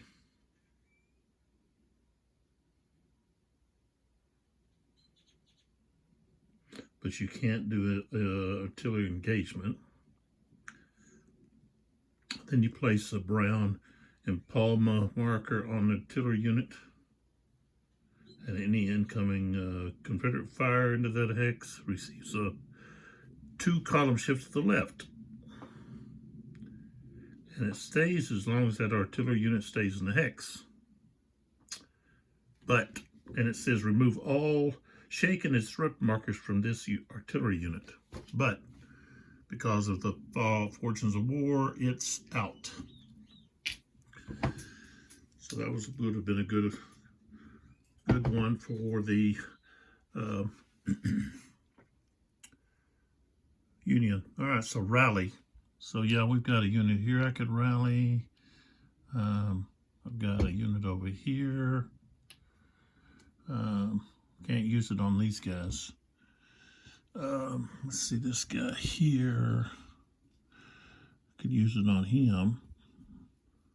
I think I'm going to use it on Stewart over there. This unit here. This unit had it, so I'm removing this. Okay. Next, we've got S.D. Lee. So he's got Withers. And of course, no, I don't have any reinforcements yet. So, okay. So we'll have to go with Withers if he passes his cohesion. I mean his command rating test. And he did. I got a 4.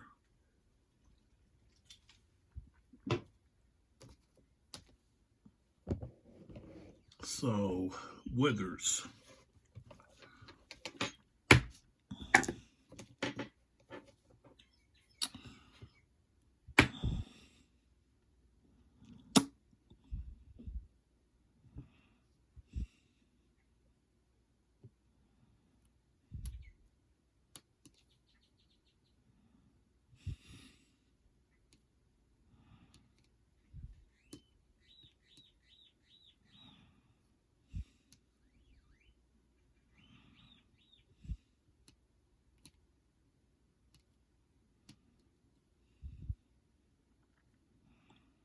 So we're going to do an attack.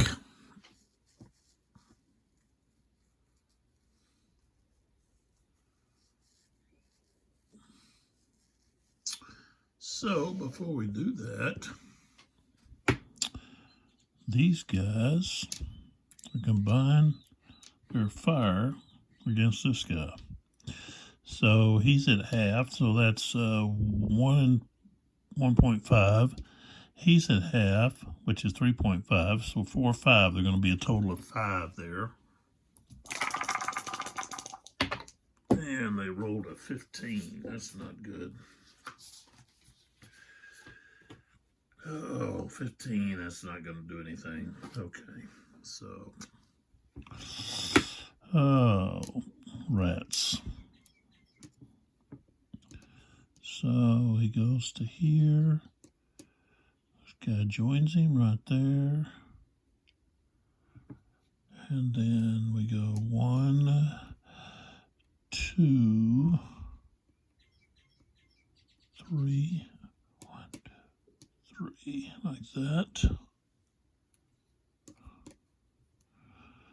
All right. These guys are going to attack here. This guy's going to be firing, and of course, defensive fire. We've got this guy here. So 20 to Missouri is going to be firing opportunity fire, so he's going to start out with half. Of course, he's firing over a levee. These guys are in a trench. So he's at 4. Shift to the left twice, 2 because of levee. Of course, a trench. 1 for the levee, so now they're at 1. 56. Let's see. Yeah. I would have had to roll high 60s, so no effect. Then we have DeCourcy. 16th Ohio is firing. They get 8. And the only thing is he's in a trench. So it's going to shift to the 5. 53.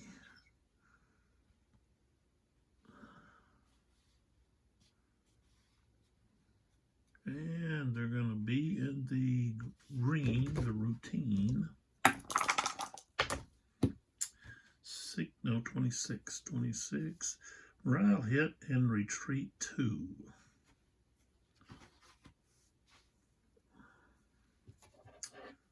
So that's only the top unit. Not both of them. 1, 2.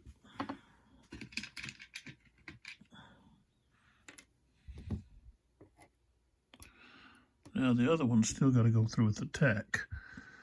So now, 26th Louisiana A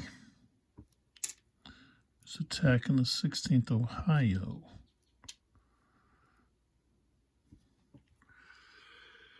Oh, shoot.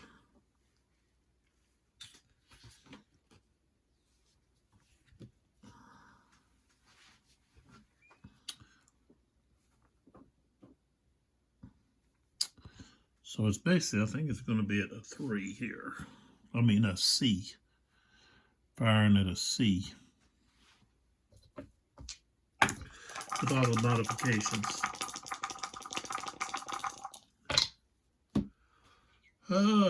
56.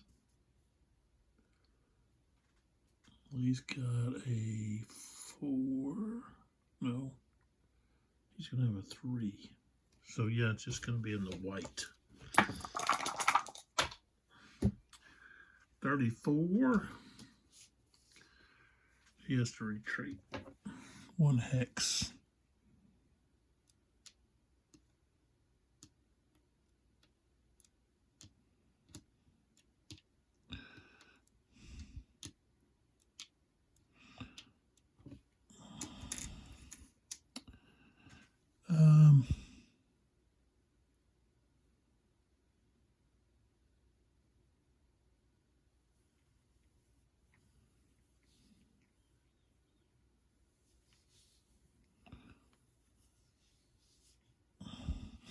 All right. So that is all of Withers.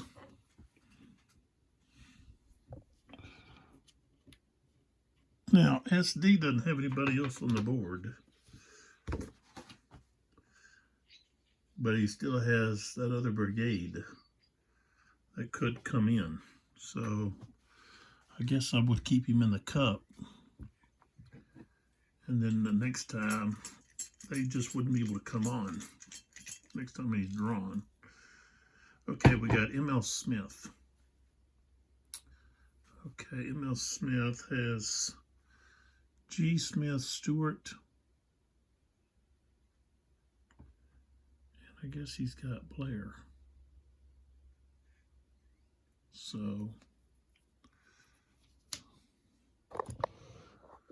okay, so he gets a +1 this turn. Rolled a 4, so he gets a full activation. Okay, so who do we want to move here? We've got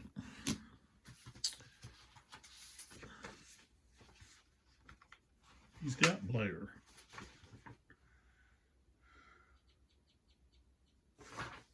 So he can go Blair, or we can come over here to Smith or Stewart.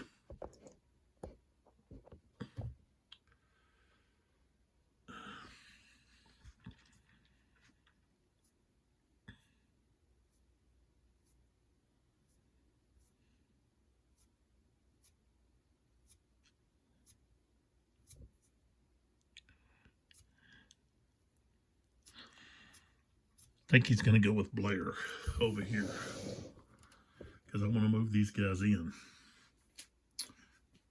They want to get in here off this Bayou. So that's what they're going to do. So Blair's going to go. He's going to go 1 right there, 2, 1, 2 because he crossed the levee. This guy goes 1, 2.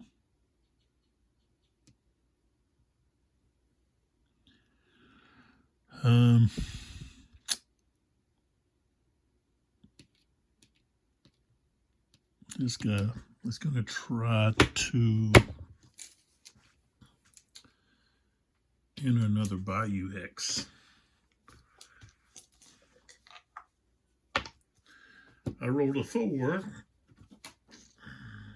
so he's got options here. Spin 4, not enter. Spin 4, enter, and take a cohesion test. So he's got a, he could end up being shaken. So yeah, he's going to enter. And then roll for cohesion. Roll a 3, he takes the hit.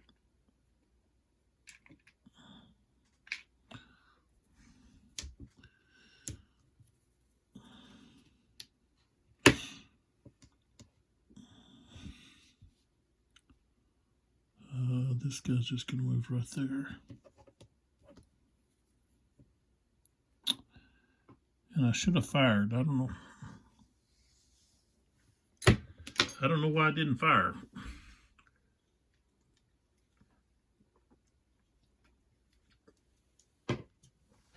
Well, I went back with the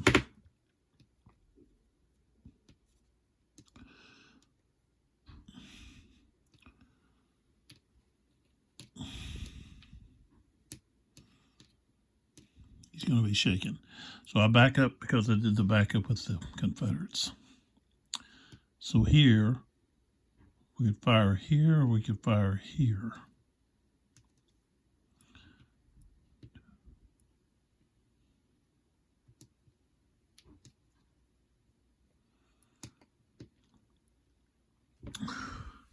So because of range,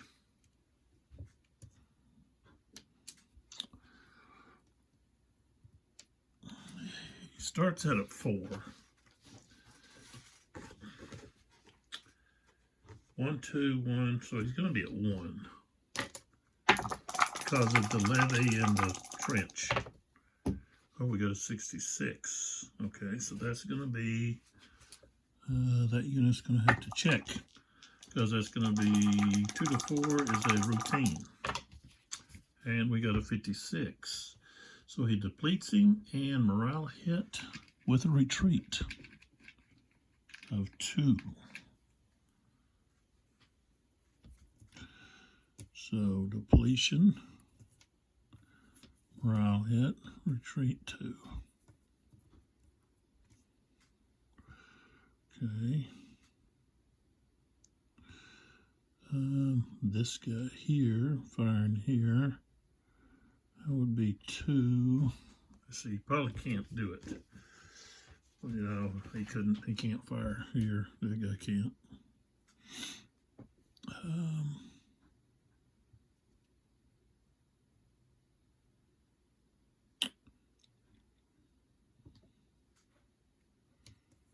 This guy fired these artillery units. 3, 1, 2, 3, 3 hexes for rifle is going to be extreme. Would be quartered, so there'd be 2, but it's not going to be affected because he's not. So it's just going to be 2. I rolled an 11, so no effect. All right, so go ahead and move these guys. He moved there. This guy went there. This guy went here and was shaken. This guy goes to here. Okay.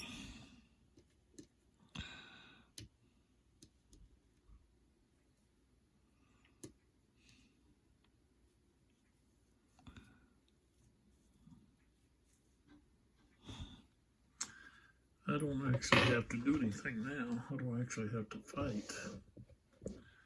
I could just get there and then wait.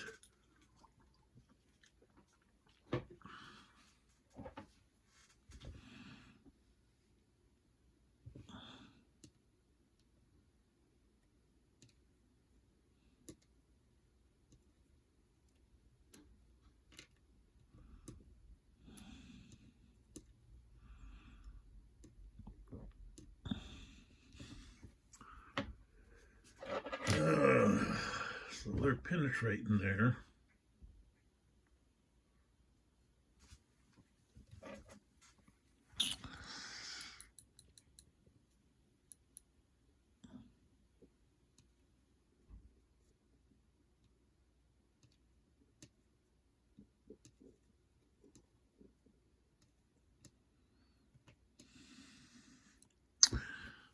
We've got that guy there who can try to go back into the Bayou. Gets a 3. So yeah. Yeah, he's going to go in. He's got to roll for cohesion. Got a 6. He takes a hit. He's shaking.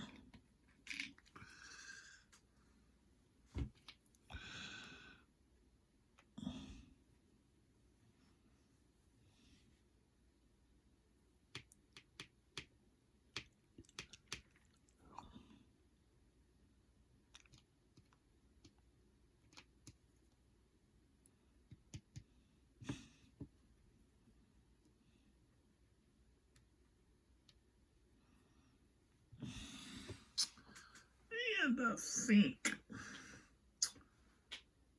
we're stopped.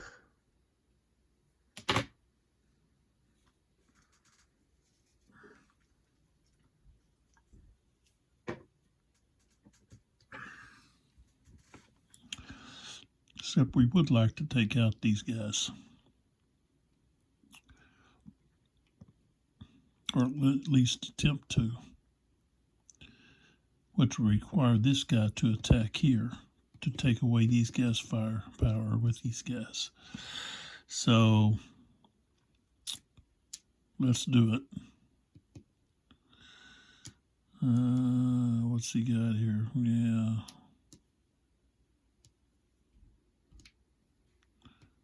Didn't have much chance.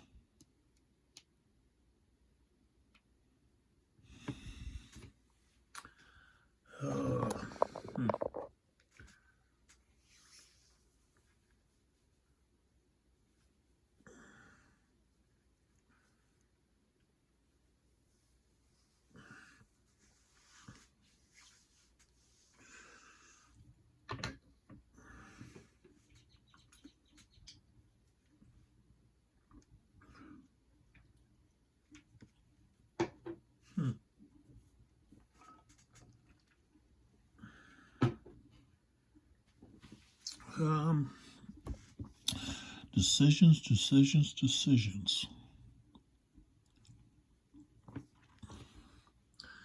Yeah, they're probably going to get blasted out of there, but okay, let's do it. Okay. So we'll go here first. These guys are going to fire at this guy because defensive fire. So that's going to be 7. Straight up 7. Oh, they rolled a 21. 21, 0 to 1. Yeah. He's got -1, and then another -1 because he's in the Bayou, so he's not supported. So they're going to get routine. So they got a 25, which is going to cause him to retreat too.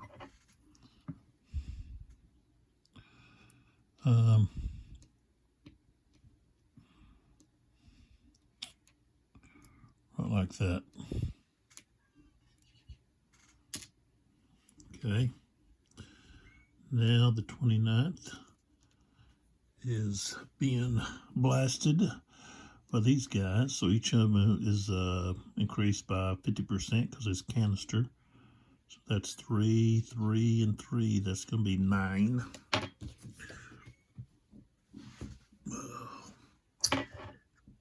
And I believe they're smooth bores. Yes.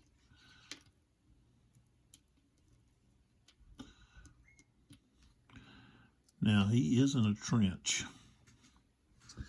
So I've got 9 pushed down to 5 for being in the trench. But they increase 1 due to firing canister and 50% are smooth bore. So now we're at 6, 7.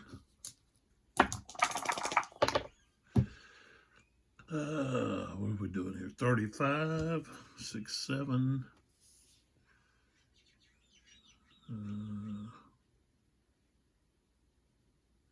It's actually got a 4. So no effect. Wow. Wow, no effect.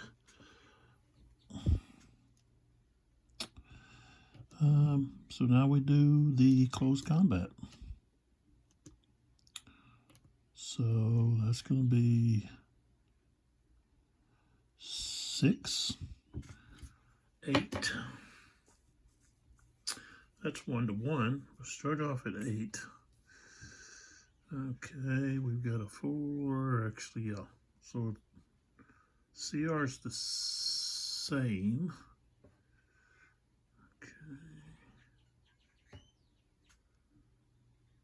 Defender on a higher slope. -2, so we're at 5.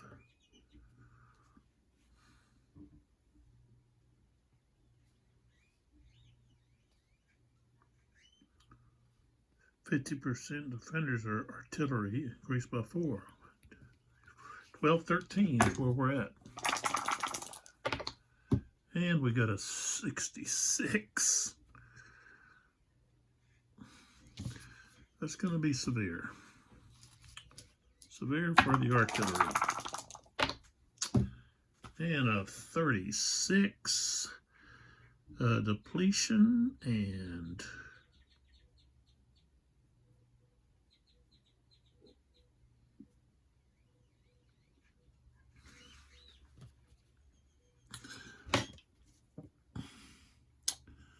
So that's a depletion.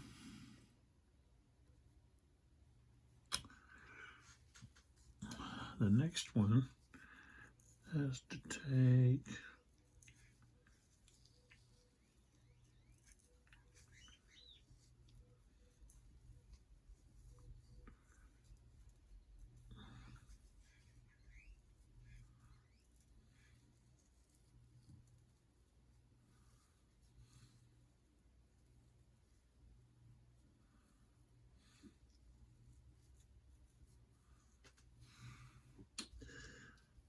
Okay, a break, test, and retreat all three.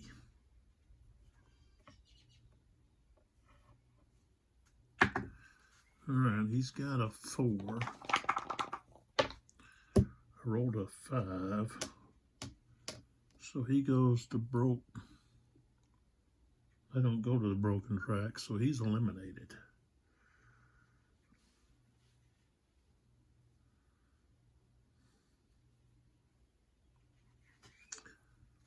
Okay, now hold on a minute. It might be the one that got depleted. Let me look on the thing. Here it says the lead unit must take a break test. Well, the lead unit would be in this case, just be the top unit. So, break test. They don't go to the break. He would be eliminated. Okay, so this guy would be he's going to be eliminated. And then the rest of them, retreat 3. 3. And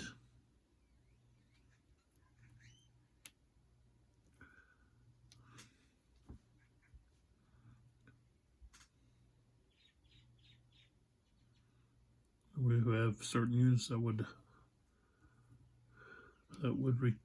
panic, but we don't have any of those. They have to be a CR of 2 or less. But since this guy, let's see, since they've retreated 3, I think he can advance 3. But of course, when he does, he can be opportunity fired on. So, like right here, he moves to here, he can be fired on. I don't think we want to do that, so we're going to stay right there.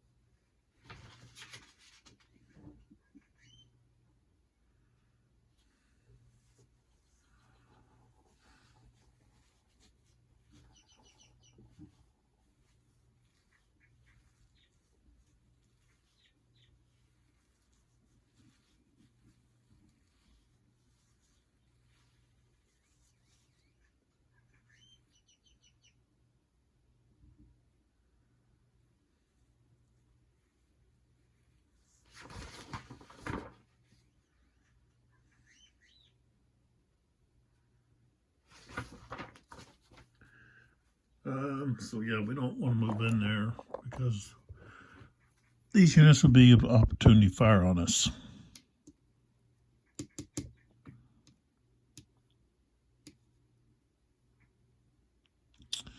So, okay, let's see who else he has. Well, he's got a couple more guys to go. So, all right, so we'll put him back in the cup, and we'll flip Blair over. Okay, shake the cup, pull somebody up, and of course it's Morgan again. So it's either Lindsay or possibly Sheldon.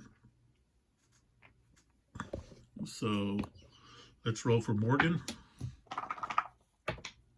Got a 4, so yeah, we can move either Sheldon or Lindsay.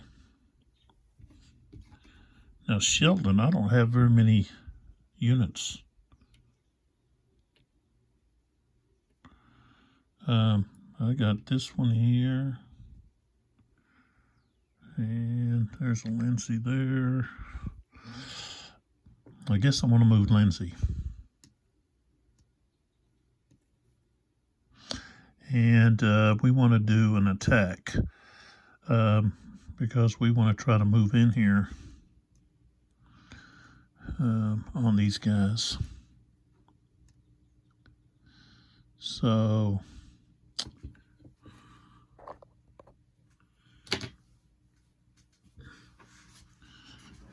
I've got to plug up my phone here.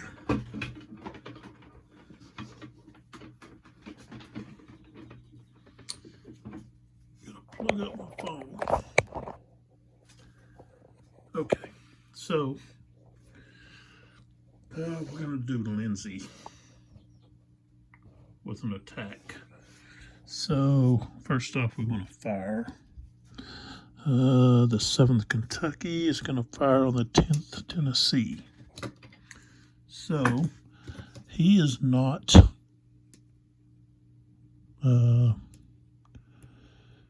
he's just out in the open there on that slope. So he's rifled, so it's going to be 4. Okay, 65 on 4. 65. And he's a 3. But he's got to be supported by his own units.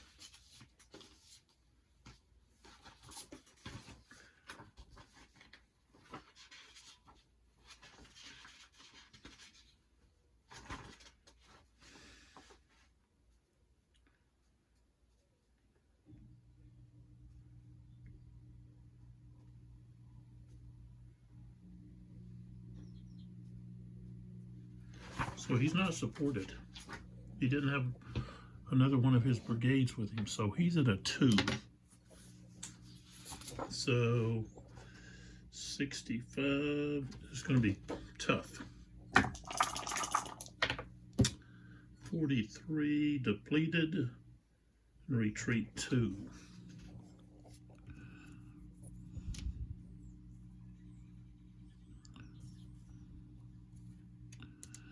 All right. No one else can fire. So now we want to move in. So he's going to move 1, 2 right there. This guy here wants to move into this hex. This guy's going to move out of the bayou into the timbers there. Fallen timbers. This guy wants to move into here. So he's got to roll. We got a 4, and that means that he can spend the 4 and not move, or spend the 4 and take a cohesion hit. And if he does that, yeah, he's going to move in there, and he's got a cohesion of 3, so he got a 50% chance of not having anything happen, and he gets a 1, so he's not affected. And then this cavalry unit back here is going to move up. He'd like to move through there and not go here, because he's going to have to dismount.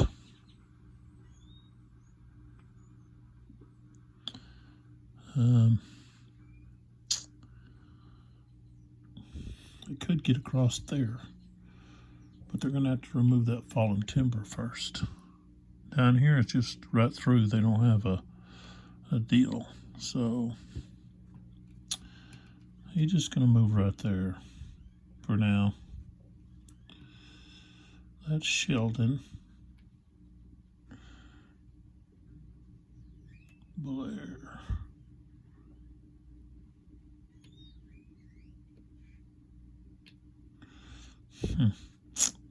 All right, so that's it. Right here.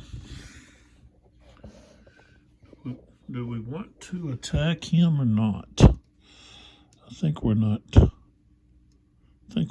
to do that.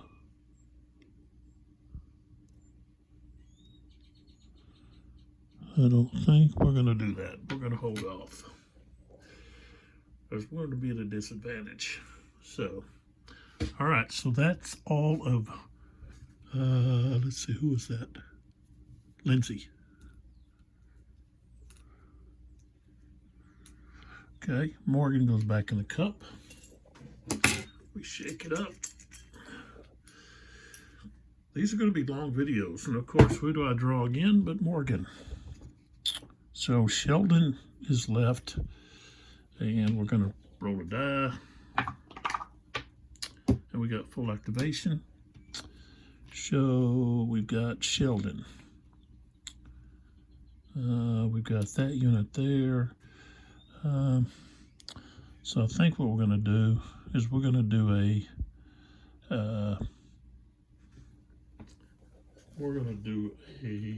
regroup, which is going to remove this off of him.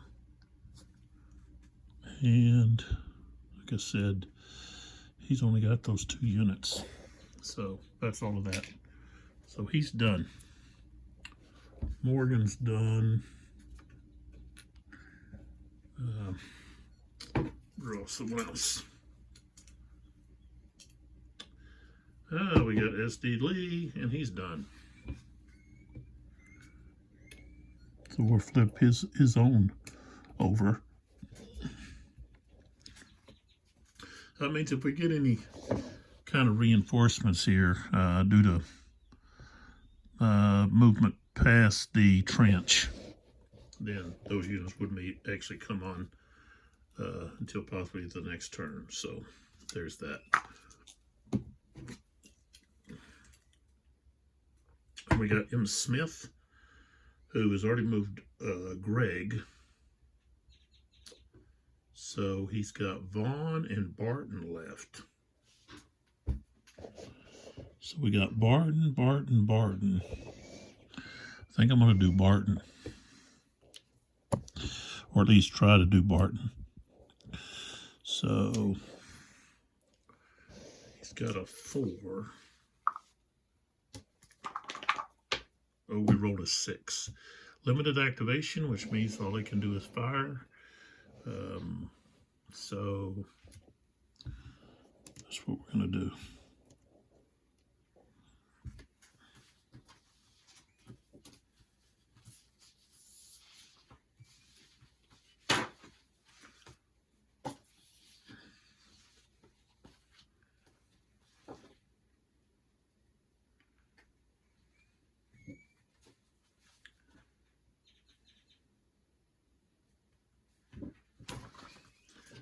In this volume, we don't have that, remember what it was called, where you would get to fire and then your opponent could return fire. I don't remember what the chip was, but we had it in a lot of the other volumes. So, okay, so what we have is we've got limited activation. So Barton is going to fire against Lindsay, 42nd Georgia versus, or firing into the 7th Kentucky. So that's 9. 54. And he's going to be at a 3. Normally a 4, but he's not supported. That 49th Indiana is in the marsh, or the bayou, I'm sorry. So he's a 3, so it's still routine. And we got a 65. Okay, he's going to be depleted and retreat 2. So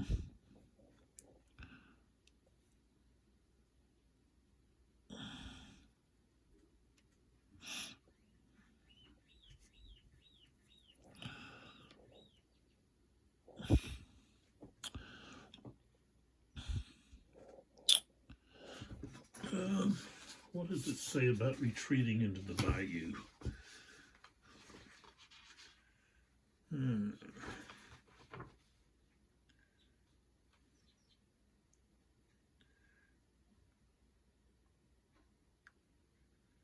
Oh, but they do have to do a cohesion check. I don't think I've been doing that. I think I've had some that retreated in the bayou and I didn't do a cohesion check. Um, okay, so where's he at? This one. Okay, so they could go here. I got to try to get rid of those timbers. And you do that by dropping pioneers.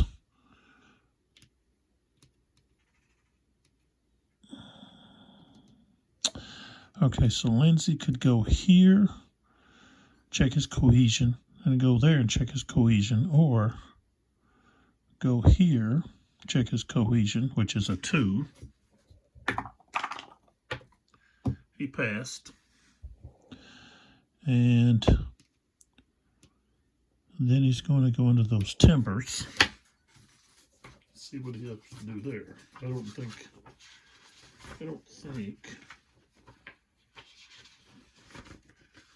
the timbers.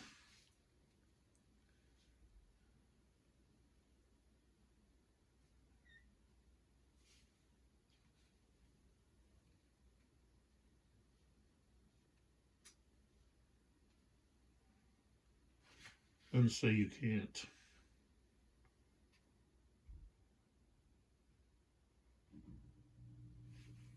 You can't retreat into him, so that's where he's going to retreat to. All right. So that was all of that. Okay, but I've still got some others I can fire here. He's got 52nd Georgia. This was the 52nd Georgia. Right here. Couldn't fire right here at the 8th Missouri. Okay. He's in a swamp and he's in the timbers there. So he's going to be at 3.5. And let's see here. Target. Yeah, he's in fallen timber, so he's going to be firing on a strength of 2. 44 is 0 to 2, and he's got a 4. So, no effect. And then we go further down to this Barton down here, the 40th Georgia. He's got lots of targets. I don't think he can fire through the cedar. Cypress, I mean, I say cedar. Yeah, it blocks line of sight. So cypress, not cedar. I called it cedar earlier. I can't fire through it. So I can't hit this guy either. So it's got to be either this one or this one. And either one of them is going to be at 3. So let's fire at this guy. He's the lower, he's got a lower cohesion. A swamp, plus it's more numerous. So we're at 3. 31. It'd have to be a 0, so no effect. Okay, so Barton is done. We put Smith back in the cup.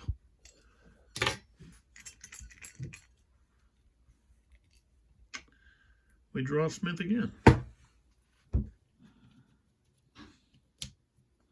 And it's Vaughn. All right, let's see if he can activate him. Yes. So I've got a Vaughn over here who's shaking.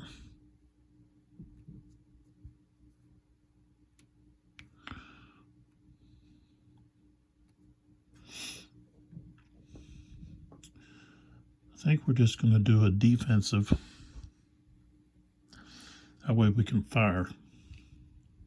So he's going to fire at this guy here. And he's going to be half, so it's going to be a 4. He's fired with 4 strength. 32, 4. He'd have to be 0 or 1. He's at a 3. There's no effect there. And then back over here, we're firing against this guy. And here we are. We have a strength of 4. 22 is not going to be enough. There's no effect. Okay, so that's all of Smith's activation. And Vaughn. So the only thing we have left is the 2 CNCs, which we haven't drawn. And we get Sherman first. So Sherman is it a 3 plus 2? He gets a 5, so he can activate any one brigade to do something. And let's see, wait a minute. Smith? M.L. Smith still has Stewart and G. Smith to go. So we still have both of these guys to go. And with that, I think it'd be advantageous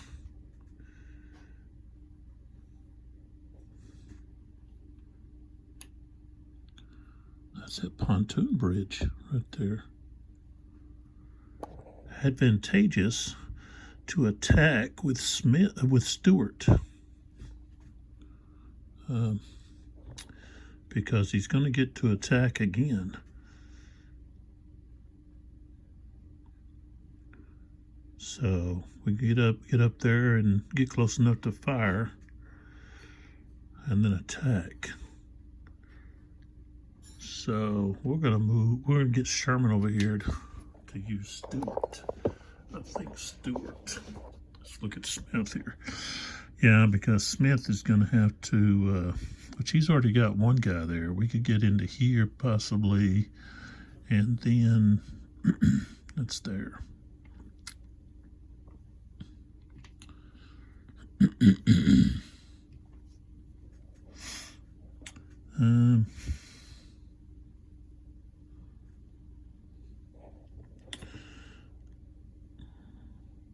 Yeah.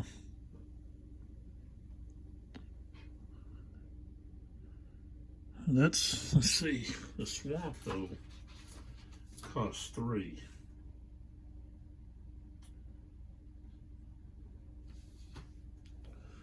So it may take us a couple of turns.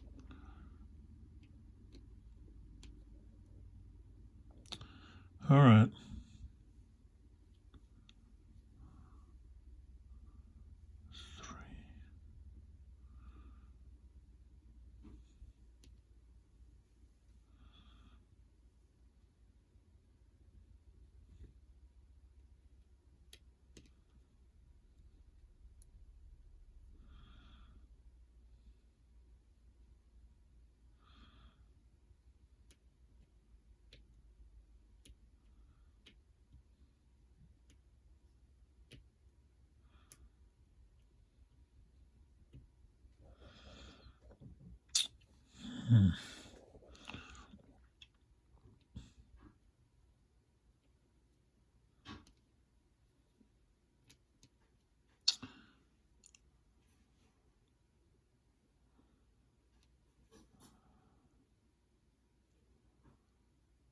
Okay, here we go.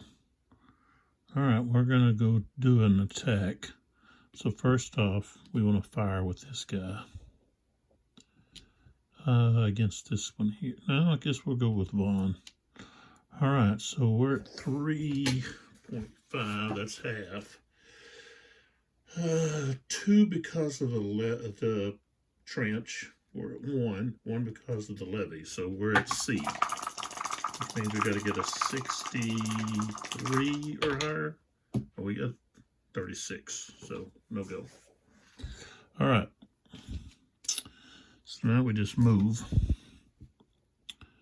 And let's see, I want to go here. 1, and then 3 is 4. This guy goes 3 here. This guy goes 1, 2 right there. Then this guy is going to try to enter that Bayou. He gets a 5. He doesn't. I don't think he gets to move. Yeah, 5 or 6. No movement. Besides the fact that he could go to there. It doesn't help. So he just stays there. This guy goes here. Right there. And Sherman's done. Okay.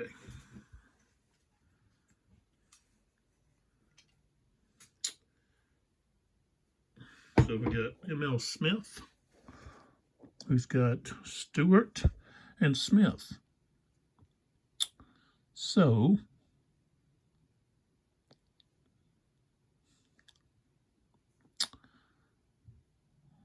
let's do, well, I got to roll first.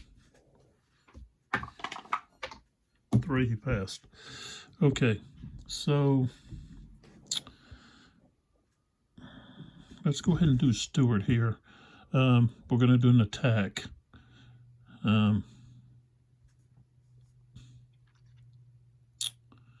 Won't allow us to do much, but okay, so the 54th can fire. He's going to fire at the 60th. Now he's at 7. Okay. So we've got to move from 6, 7, 2 to the left due to the trench. So he's at 4. 1 for the levee, so we're at 3. Oh, a 13 horrible roll. No effect there. And then this unit, you see, I think I have to subtract something from being in the swamp. So hold on. Firing from swamp is another one. So that would have been even more. I probably shouldn't have been able to fire earlier. So let's fire at this guy here from here. So he's in the swamp. Okay, so let's see. So we're at 9. Shift 2 to the left for the trench. We're at 5. 1 for the levee, 1 for the swamp. So we're at a 3. 25, no effect.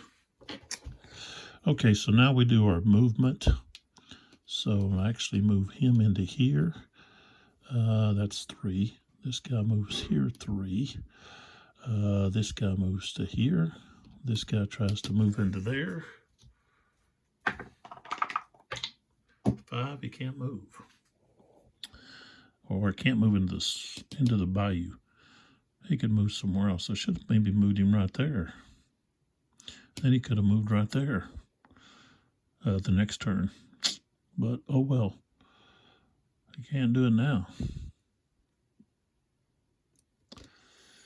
Okay, of course I don't. Well, I could attack here. What do we got here? I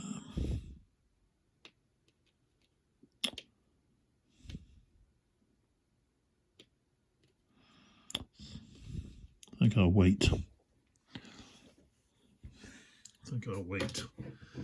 All right, so he goes back in the cup. I've got Pemberton and M.L. So M.L. Smith is going to be next. And that'll be, he's actually going to be trying to activate, when he got a 6, that's a limited activation. So he's going to was trying to activate Smith, G. Smith, but all G. Smith can do is fire, offensive fire. So we're going to have him firing right here. That's going to be 9. 9. Let's see, he's in the swamp. Yeah. So that's going to be a shift of 2 for the 2 for the trench, 1 for the levee, 1 for the swamp. So he's going to go down 4. 3. Strength of 3. 24, 42. Strength of 3, 0 to 2. And they've got, well, they might have a 2. Nope, Greg's supported by his own unit. He should have fired, couldn't have fired there, but this guy can. 1, 2, and he's on the swamp. So he's at 3. And 1, 2, 3. He's got to shift 4 spaces. 2, 3 can't. What I say? He's at a 3. Yeah. Okay. He can't shift 4, so he's going to be ineffective. That's all they can do. And then the last activation is Pemberton. So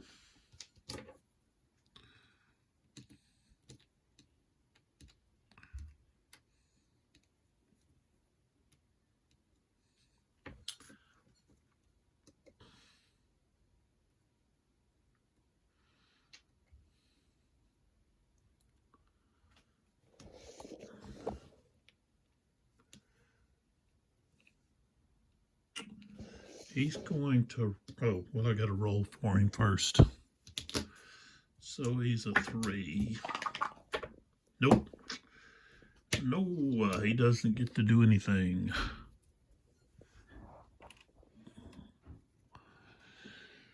So, there we are. Move this out of the way. Okay. So if we look over here, we've lost, Confederates have lost 3 artillery units. And this is what the battlefield looks like.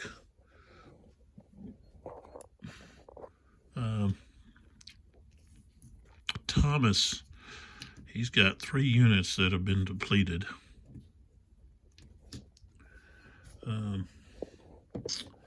We got quite a few shaken guys here, and the Union have got a foothold here across the levee and into the trenches.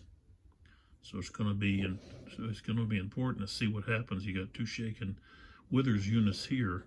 These units here may have to come off of, well, I don't know. I don't know if I can move them. I got to check that again. I think they're units that I can't move. Well, maybe I can once they get across the levee. I think maybe I can move them. But let's see. We're gonna have a pretty mighty pushback right here. What really weakens the Confederates is this low ammo that was placed on 7 units.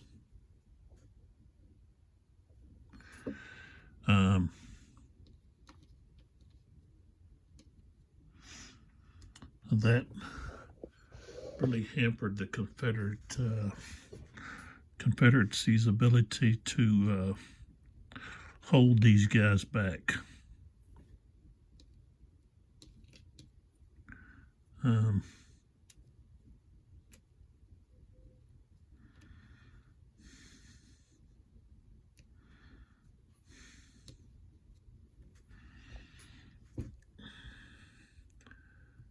That made the artillery pretty much useless.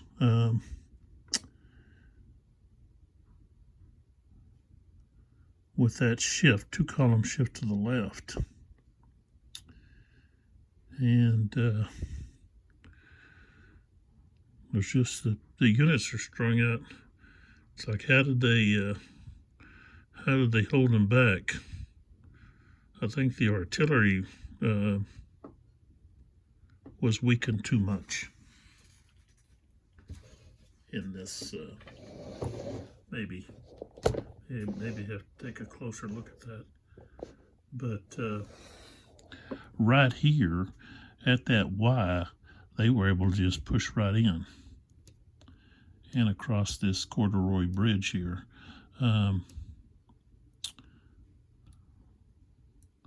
They can for sure, with these two units here attacking, get some kind of advantage. From this angle, they're not going to get the levee, but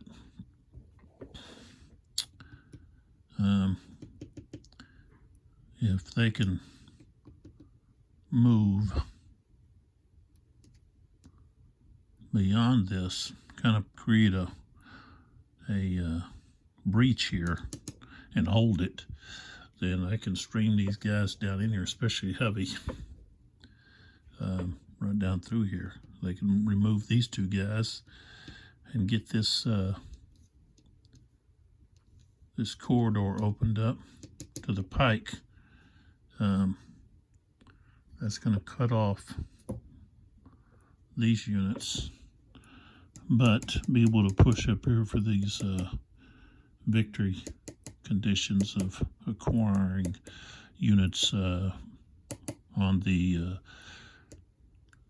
second level of trenches. So, and then they can, of course, turn the flank of these Confederate units that will not be able to stem the tide, being attacked from the rear and from the flank, and also having to watch the front.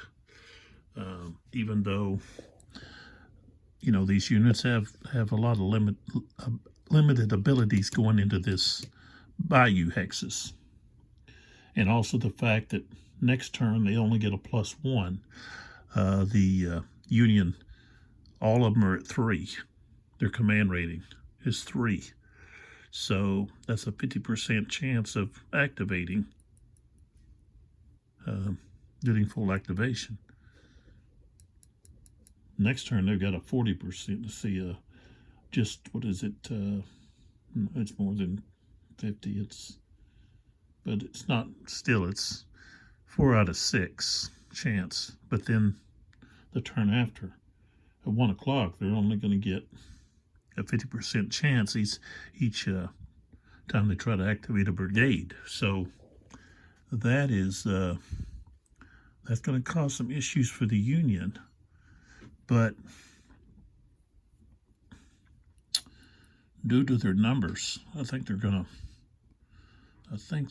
to change history here. At least it looks like to me. So, but we'll have to wait and see on the next video. This has already gone almost 3 hours, like the other video, and that's just the fact that you got so many brigades to activate. The same with some of the larger volumes, the battles with larger units, number of units. It just takes time to go through it. So I'm not saying that's a bad thing. I'm just saying that's why it's taken longer in this volume than in some of the prior volumes that I've used or played. So, but it's a good it's a good study to evaluate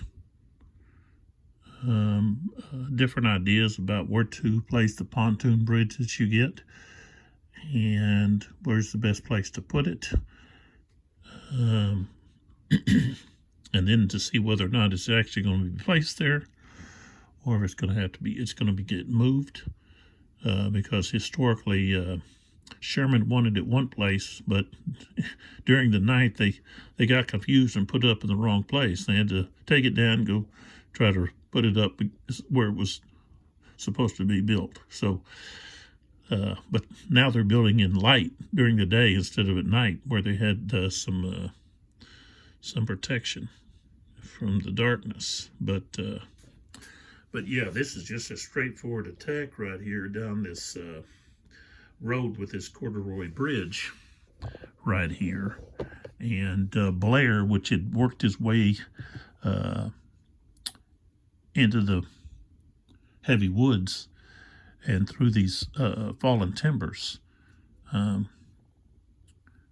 and we'll be able to push in right here. So, but like I said, I think the artillery 7 low ammo markers might be too much. It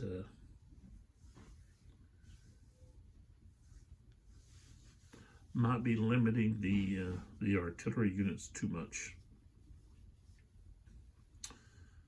That or the artillery strengths need to be higher to start with.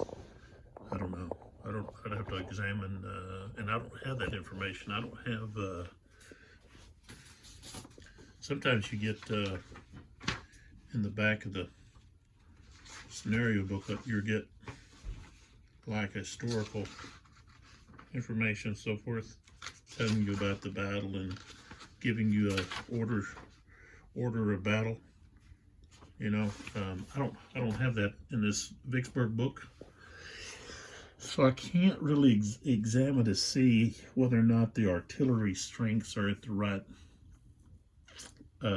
levels. And I'm not trying to say that they aren't.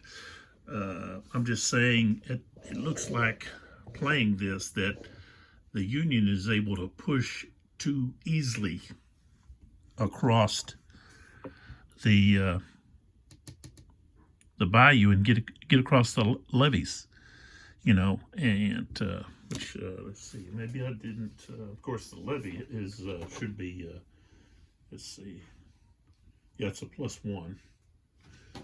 So, but if they're already here, a +1, they're just going right there. That's going to be 1, 2. So that's not that big a deal. But the fact is, the artillery is not able to, is not strong enough to be doing damage to them as they're getting close. I mean, even with the canister, you know, because they're -2 shift to the left due to low ammo. Even with canister, that just puts them right back at even if they're smoothbore. You know, you move left two columns due to low ammo, and the strength is increased by 50% due to canister. And then you get a right shift for having at least 50% smoothbore. Then you're right back to your normal where you started. So let's take a look here. I'm just saying, I'm just rambling. So, okay, so you got Tarleton here. Okay, Tarleton is firing canister at, say, a unit that's right here. He's not there, but let's say he's there.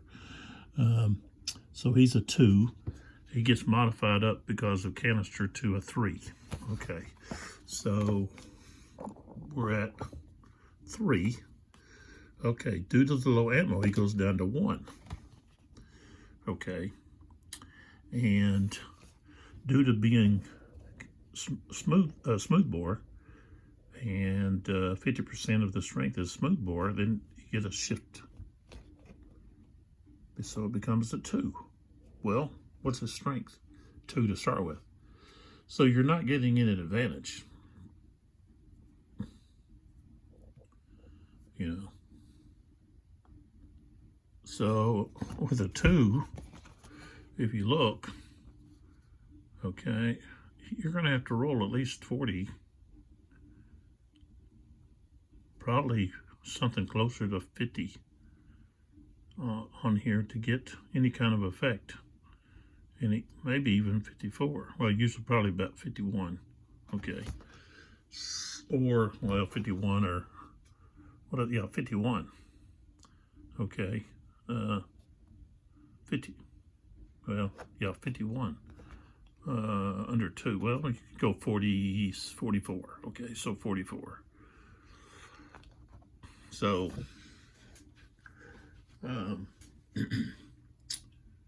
that's just roll on routine. So, And,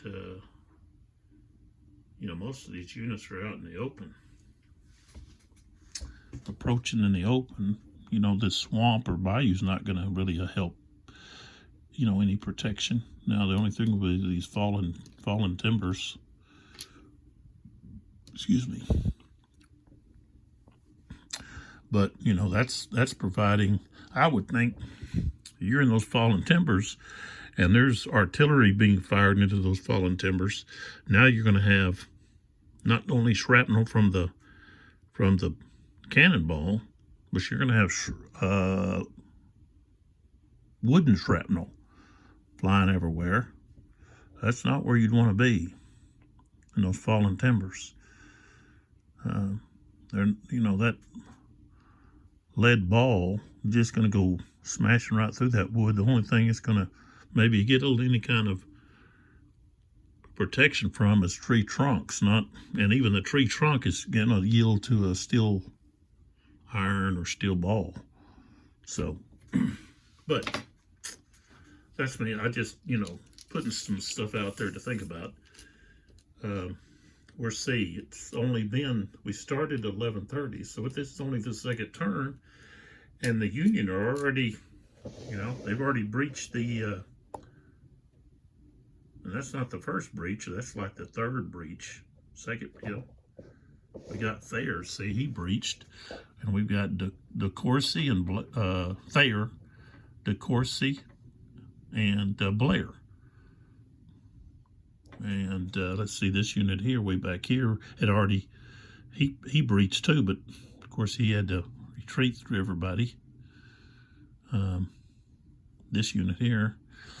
So, this is opened up. We got two holes here, right here and right here. And then, if we look over here, we've got this unit next, he's coming across next activation. He's going to be there, and then he can cut off the lines of communication to Vicksburg. He can turn the flank of these guys. So,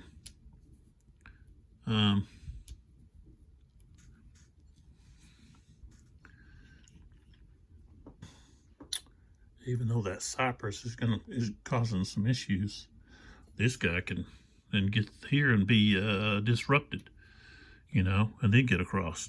So, some interesting developments here. I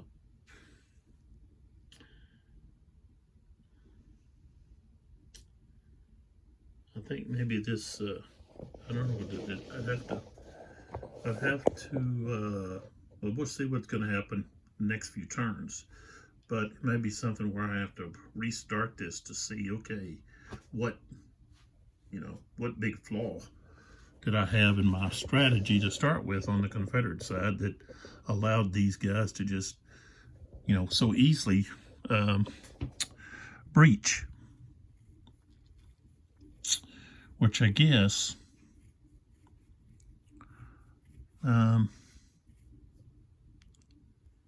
maybe they breached that and they retreated back to the second trench, which would be something something to think about.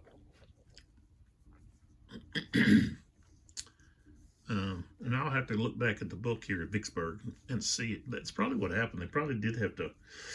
They did have to retreat. But how long did they hold? How long did they hold the Confederates? I brought a lot of artillery up, thinking I could use that artillery up there at close range to do some damage. But maybe they should have held off and stayed back here where they were placed back here, especially the unit that was up here, to stay back to wait for the advance, and wear down the time-wise, wear down the Union in their advance, maybe that's the whole concept. I just thought, well, the Union sure did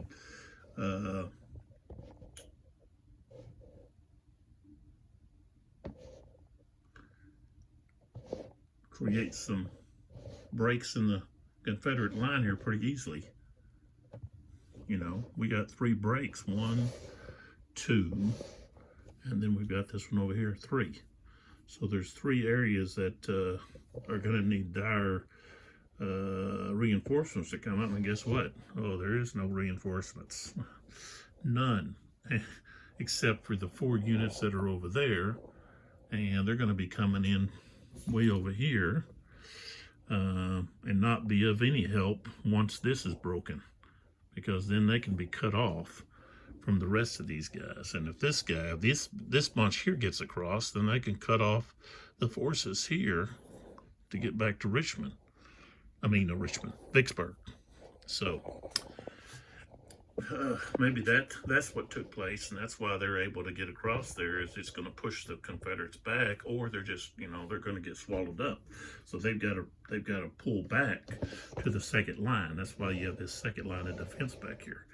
I'll have to look, but there's the signal station that SD Lee had created, okay, in which they could see what was going on because they're at such a higher level. They can see what's going on and then direct the traffic or direct troops to move this way or this way. You know, this way or that way, to move to where it was needed, okay? Well, I don't have any troops to really move. You know, Thomas here is hurting pretty bad. If I can rebuild them, then yeah, they can then head over this direction to try to stop what's going on over there. But I don't have anything here. Got a couple of artillery units there. But, you know, these weather units are, okay, depleted and shaken. That one's just shaken. And I've got, of course, these 2 up here, but I got to check to see if they can each actually move until a certain point. So, but there we go. So that's where we're at. The Union look like they're going to be able to